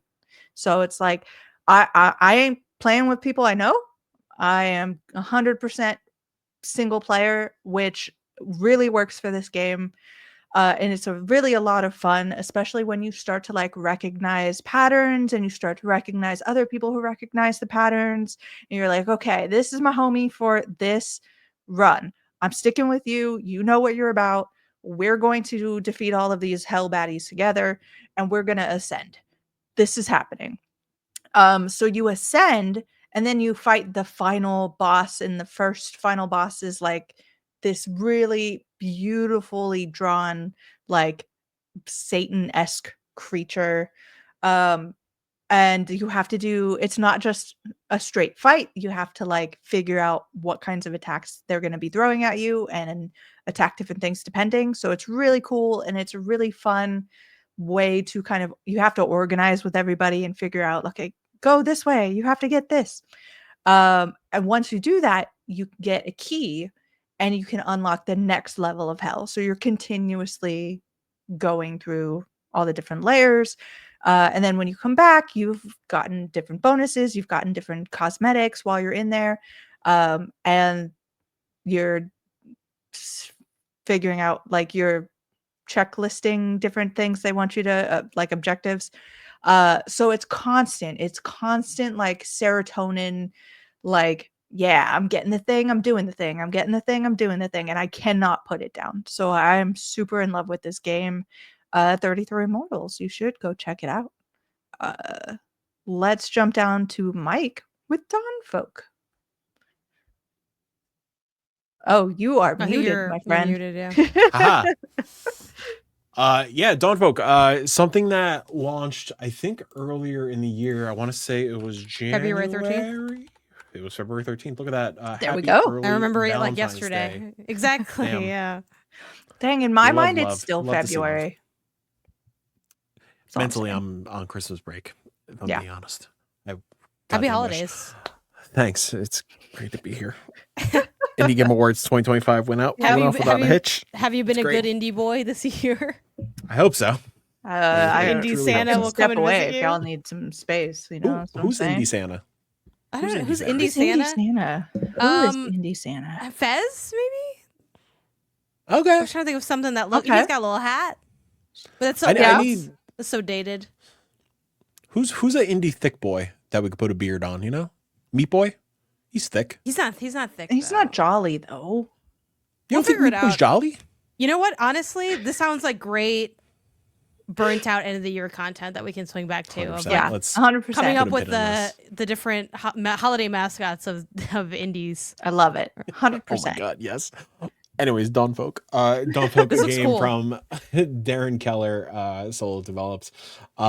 A game that is not typically my jam. I am not a city builder person. I am not a strategy kind of person. I'm not a survival person. This game just kind of takes those three separate genres and makes a combination, a formula that is just so alluring and a gameplay loop that really gets its hooks in you, and you just want to play it over and over again. You just want to like really dig in and just kind of rock with it until you complete a checklist of wonderful little quests. Sorry, I'm talking in circles because my cats are clawing the shit out of something in the closet and distracting me. Oi. Psst. Anyways, Dawnfolk is I guess on paper, the way they describe it on the Steam page, a survival city builder. So it is a tile-based game where I'm just going to talk about the campaign. There's campaign mode, there's a puzzle mode, there's an endless mode. Campaign mode. Which is definitely the way I want to play this game. Each game, or each, I guess, stage starts with a center tile, your kind of like town hub, your town center. And each stage has a different goal. Collect X amount of resources, feed this camp, get your treasure back from the pirates, or whatever it may be. You are using your main resource being light to unlock different tiles on the board that are adjacent to tiles that you already unlocked, and using that to this is a very hard game to describe. Using that to create farms, create mining. It's all a play to like generate more resources, generate more town folk, just making numbers go burr. That's really what this game is. Nice. And while you're making making your numbers go burr, you are using those numbers to feed X amount of people, to fight away the darkness, to unlock the map, to complete these different quests, to farm things, to hunt animals, all done in a really beautiful pixel art minimalistic aesthetic that, yeah, again, it's something that's like really hard to describe. Jill, I don't know if you jumped into it. A little bit, yeah. Yeah, it's a game that its formula is something I've never really played before. The art looks very pleasing, and the fire guy looks a lot like Calcifer from Howl's Moving Castle. Yeah. Here, I'll share my screen for folks. Dang on it, the I was video about to get it. version. I got you. If you want to talk a little bit about it. Yeah, this is the kind of game that's up my alley. There you go. It is obviously kind of in the more medieval vein, which I always love. I love these kinds of games where it's sort of strategy, it's sort of town building, but it's definitely got a very different vibe to it than a lot of them. Look at his little fire face. He's just so happy. You're trying to live life. You're trying to build back up. You're trying to unveil the secrets of the monolith to bring the light back to the world. That's what you're trying to do, Yeah. Mike. Sure. Again, it's a very hard game to describe, and like even looking at it, I was like, I wasn't confident it would be a game that I'd be into, but real talk, I think this might be my favorite game of the year so far in terms of just like pure gameplay, pure loop. Like it's a game that kind of got its Balatro like hook in me where I just want to keep on playing. I just want to keep I only put in 3 hours so far, but yeah, once I beat the campaign, I really want to just dig into like some of the puzzle modes, some of the endless modes.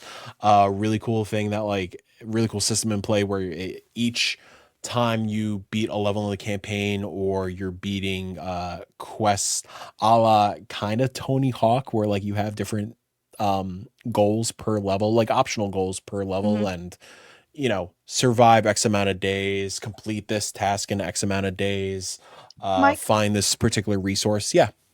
is it possible you're becoming a kind of city builder strategy sicko? No, definitely not.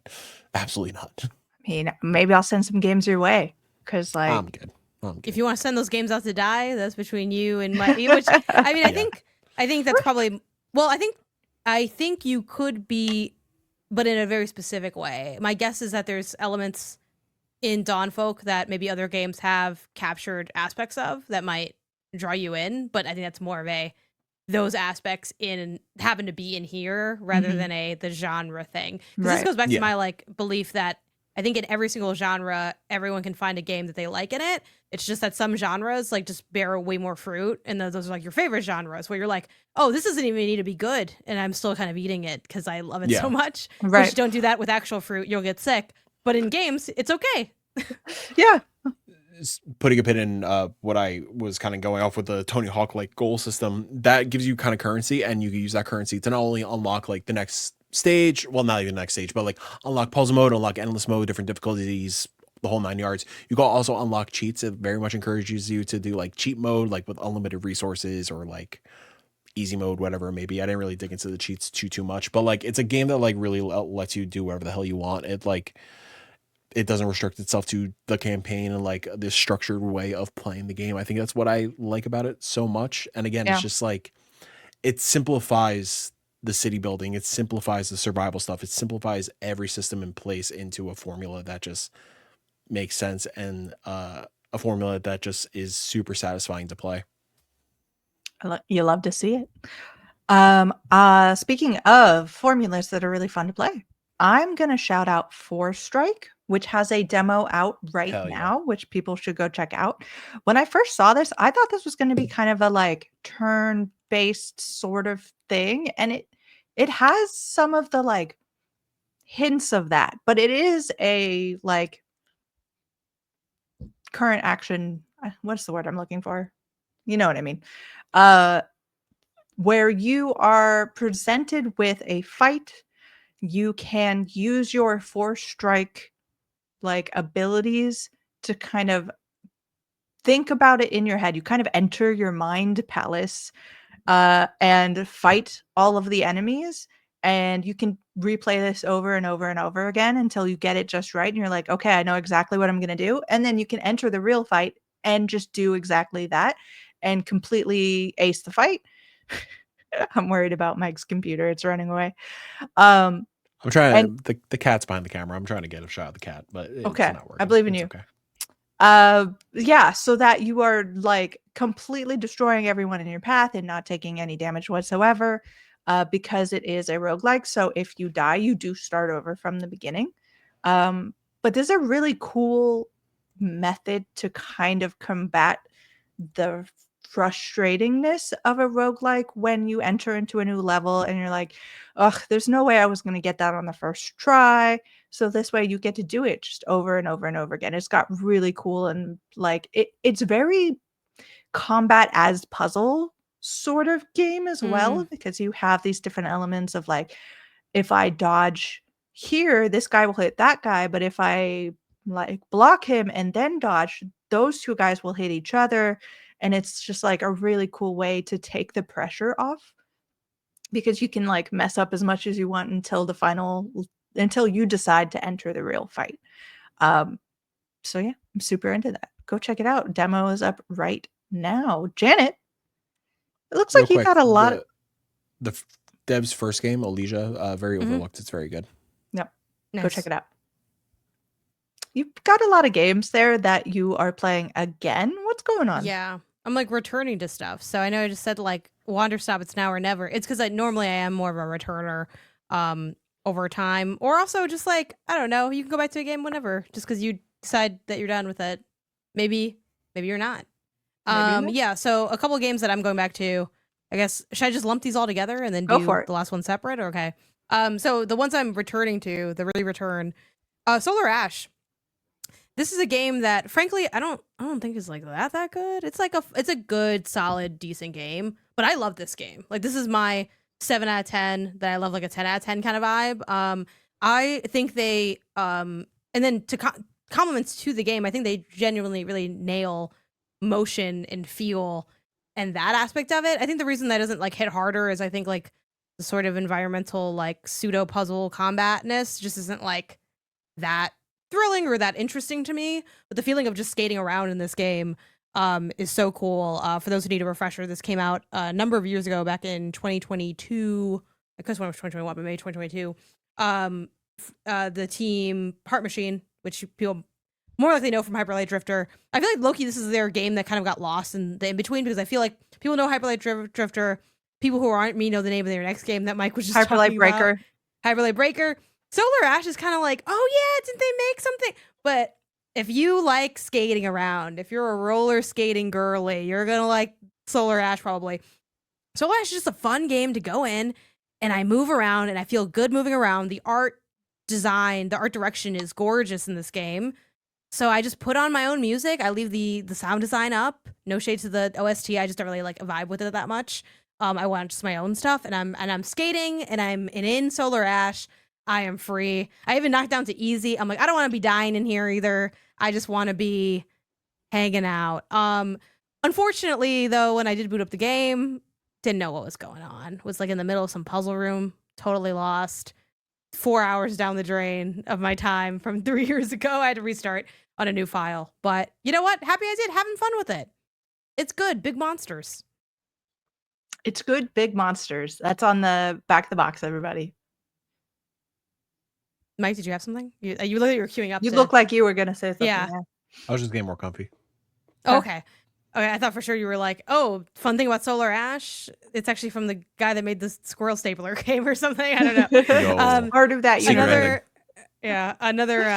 Another one I'm returning to is Kato. I talked about this game a number of episodes ago. Love this game. It is an environmental, it's like level room 2D based kind of structure, but it's an environmental puzzle game in the sense that you're tinkering with mechanisms in a room, or you're tinkering with your like ability set to just get through the little puzzle rooms. So that's what I mean when I say it's an environmental puzzle game. But it's also I guess it's a puzzle platformer really, because the whole thing is that you're a cat, and on your back is a piece of buttered toast, and it's playing on the paradox that a cat always lands on its feet. And was it the toast always lands butter side up or something? Yep. So they're like, if you put a piece of toast with the butter up, something with the physics. Don't pretend you don't know that, Mike. Yeah, if you Google it, you can, when you put your own game, you put butter on your toast. Put butter on your toast and flip it right now. And then for the content, tell us to report back next week if you can't do it now. Because it might be butter side down. But whatever. It's a different thing. Is it butter side down? It's one of the sides. But the point is, you got a cat. And then they have the butter with the toast. And they're like, if you put them together, you have like this perpetual spinning machine. So the platforming is much more akin to just like how you move around. It's not like you're doing, wild hell stages or anything. It's kind of like how Kirby can, just infinitely kind of go up kind of vibe. And it's super cool. The puzzles are really fun. The movement is like really satisfying in this game. It's a lot of like, you're in the sound design really helps with that too. It's like you're going through like a tube in a really satisfying way. You're like throwing out like the piece of toast, and the cat looks awesome. Like, even if you're not going to play this game, look it up. It's Kato. That's cat with just an O at the end. He's so cute. He's just this like kind of it's almost like how everything in Minecraft, everything's square. It's what if you had like a rounded square? It's like make a Minecraft cat and then round the edges out. And that's this cat. He's awesome. I love him. It's great. This game is just hits. I love this game a lot, honestly. I'll talk more about it when I'm done.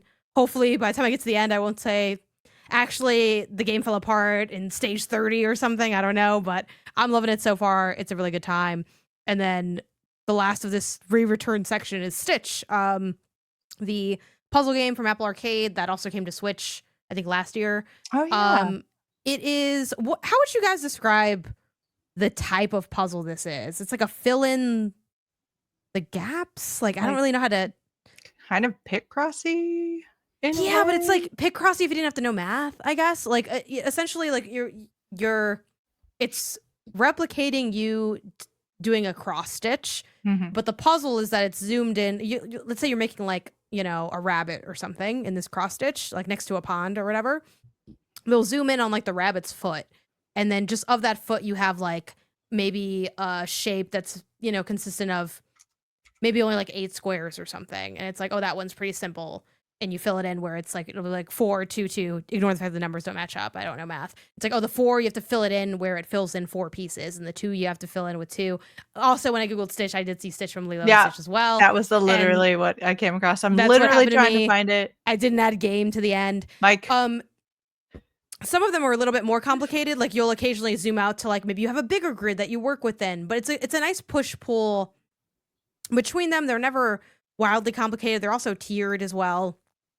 I believe I forget if on the Switch version they made a campaign for Switch. I don't think the Apple Arcade version has a campaign, which is a bummer because, you know, I love a campaign. I kind of need a campaign. But this game is so fun and just relaxing and chill that I'm like, you know what? What if you just like had a nice time? I'm also trying to get into gaming on my iPad again. So this is like a good, chill, relaxing game. That being said, Jill, I don't know if you want me to say my last one or save that till I think you have a couple titles left to get through. I'll do a couple of rapid fire games here. Just wanted to show off. There we go, everybody. Man, post event shows podcast. That's rough. It's got, you know, it's got If some you made it energy this to far, appreciate y'all. Good for you. I love all y'all. What do I want to shout out? I want to shout out Your House, which I believe is out as Welcome people are to watching your this. house. You don't have to go. Your house.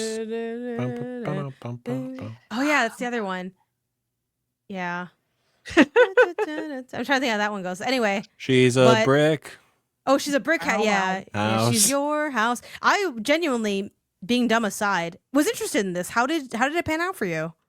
I'm not done with it, but I am super in love with the concept of how everything goes because it's all in the medium of text.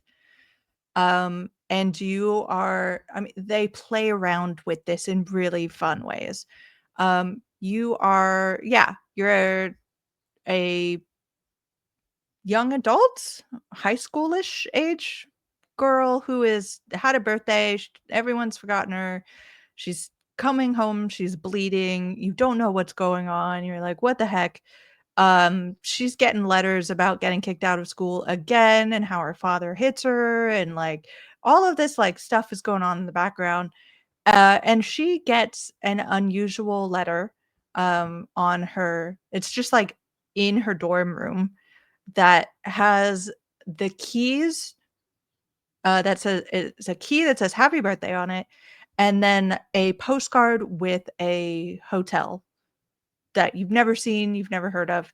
And you kind of decide your life is really, there's no reason not to just go figure out what's happening here because everything else in your life is absolutely like you've been betrayed, like your love life's not going well, you're one step away from very bad repercussions for things you've been doing.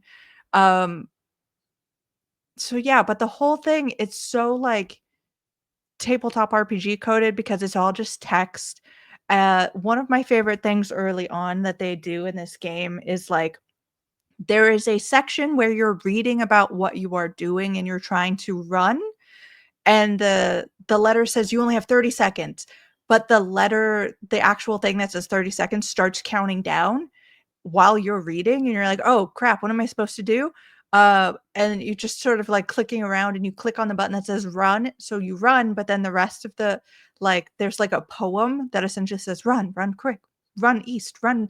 So you have to like click all of the buttons that say run, and the countdown is still going, so you're like trying to click as fast as you possibly can because you're like, oh, I better get through this before, and then it's still counting down, and as you're reading it says like you have to jump, and jump is like bolded before while the guard is not looking, which will change back and forth from is not is not is. So you have to hit. I saw you guys talk, but I didn't hear you talk. No? Okay, I'm good. No one panic. So you have to hit the jump button when that text says is not looking in order to Mhm. get across the puzzle. So it's like a really cool mechanic and the way that they play around with not just the physical form of text, but you're playing around with like this really beautiful comic book style because it's all like anything kind of print in anything that would be in print is something that shows up, and it's kind of sort of point and click. It's kind of like mystery puzzle solving, and it's really well written. So it's super cool. It's super interesting. Go check that out. That is out Thursday, which is hopefully when you are watching this. Um, totally worth it. I think this is going to be one of those games that the people who love it are really into it, and I hope people are still talking about by the end of the year, but we'll see. Um, another game out just today, Karma: The Dark World. I've been talking about this forever. I've been trying to get Mike to play it because it's a creepy game. And it's still creepy. So that's about all I have to say about that. Go play it. I have plenty of previews on this game. I don't want to spoil anything else that I haven't already said about it. And then Bundle of Joy, I'm shouting out for Jenny because she played this during Steam Next Fest, Mhm. and she was like, "Hey, this is a cool game." And it turns out Jenny is right. Imagine that. It is a cool game. And it's just come out this week. You play as a father, um, and the whole story kind of is set during the pandemic. It's about taking care of your kid through these various mini games, but also managing your own stress and talking about what life was like during the pandemic, especially if you're like isolated and you have a newborn to take care of, and what you can do to kind of mitigate and or maybe not your stress levels, and talking about how things have been different. So it's like a really interesting step back into that world and like self-reflection about that time period, which I think people really should go and check out. It's really, on one hand, stressful because you're like, yeah, I remember where I was at that time period and the things I was going through mentally. And it talks a lot about like mental health and what this person is doing. But also it's very gentle. It's very understanding and very supportive in the fact that it's like, hey, you need to take a break. You need to be okay for yourself. Like you can do this. We believe in you, sort of text. So, yeah, that's out right now. You can go and play. Shout outs to the Rugrats titles Yeah, for the Arms. Rugrats feeling is real. I was just like the dichotomy between the like 90s kind of happy Rugratsy feel and the like really serious like I am reaching my limit. It's really interesting. I am Yes. gonna pick this up tonight. Do it. Yeah. Well, I think that's it for me. Janet, Yeah, I'll tell do me my about last Spell one here. Tower. Yeah, we got Spell Tower Plus because went on App Arcade and they want Apple to be like, Arcade. they're like, oh, it's a plus. Yeah, this game's really cool. I was on the hunt for some word games on Apple Arcade. Turns out there's not actually that many word games on Apple Arcade. There's like 8 or something, and I played like 2 of them already, and then a few other ones I wasn't interested in. So, process of elimination brought me to Spell Tower Plus, but the good gameplay is what kept me. This game rocks. I like this game a lot. Um, and I think it can be enjoyed even if you aren't a word game sicko. Obviously, you're more excited if you are, but I think it's something that's really easily discernible and approachable. Also, before I get into the gameplay, I do want to shout out as well that apparently my colleague Kato Contreras put me onto this. This is from Zach Gage, and I think Orda Theorox. I'm not sure if they also did the work on the Apple Arcade version, but they make a Puzzmo, which is like you can go to puzzmo.com and they have their games there. So, and this is one of the games. So if you don't have Apple Arcade, you can still play this game just in your browser. So that's really cool. Cool. And yeah, the game is essentially like a play on a word search.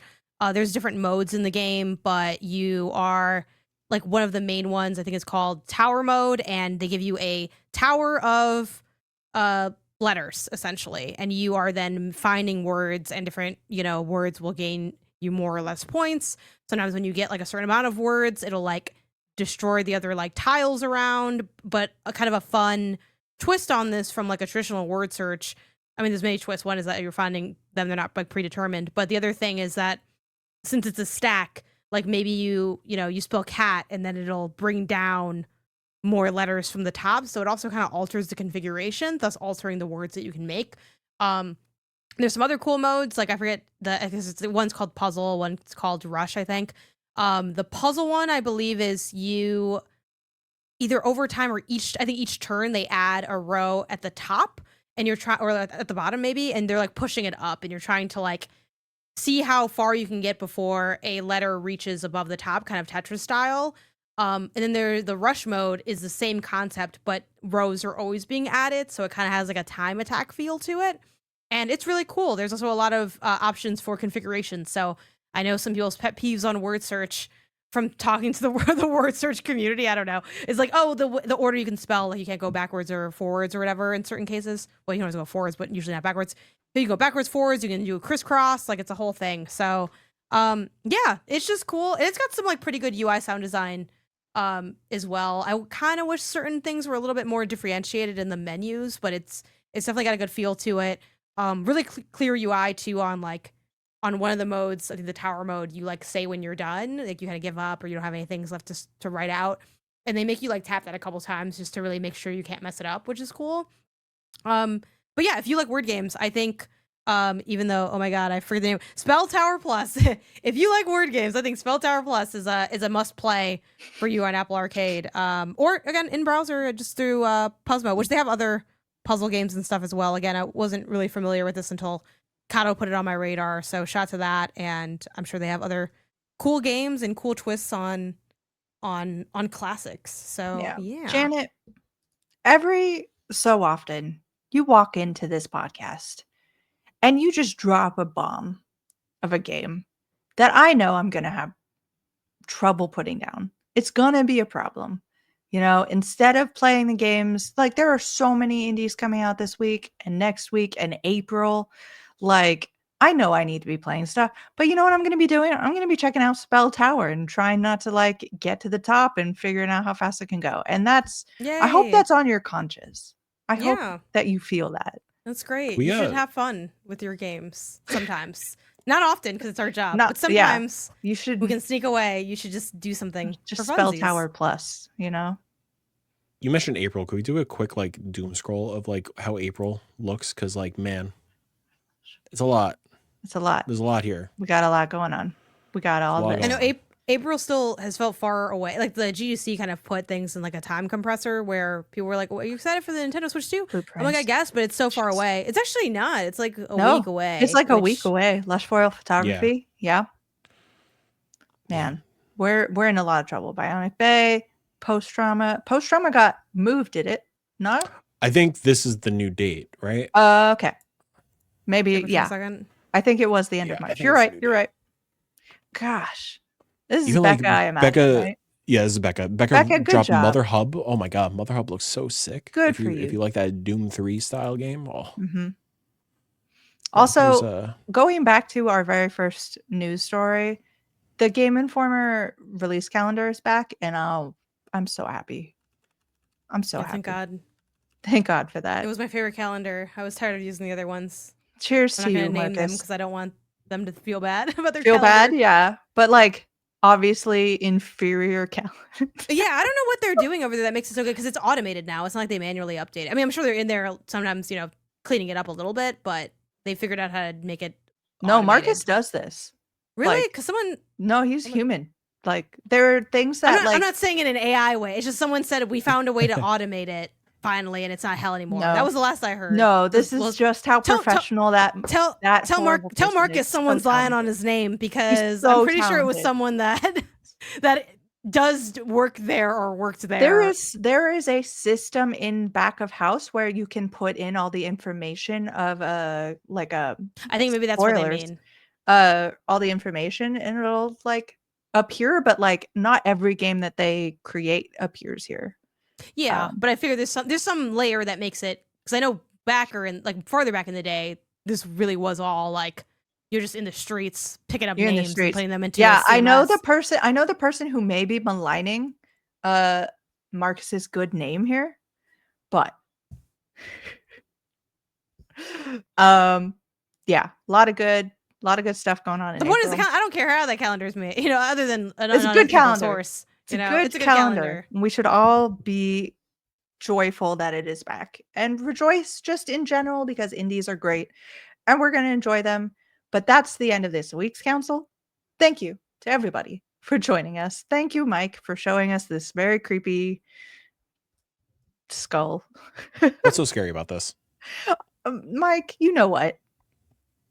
What's so scary about the turkey door? No, that's worse. Why? Why are you doing this? Thank you to everyone, but perhaps less of a thanks to Mike at this moment. We're on Spotify and Apple Podcasts. The Indie Council has its own socials. Go check out Blue Sky at the Indie Council. But this session is closed. Go play some indies.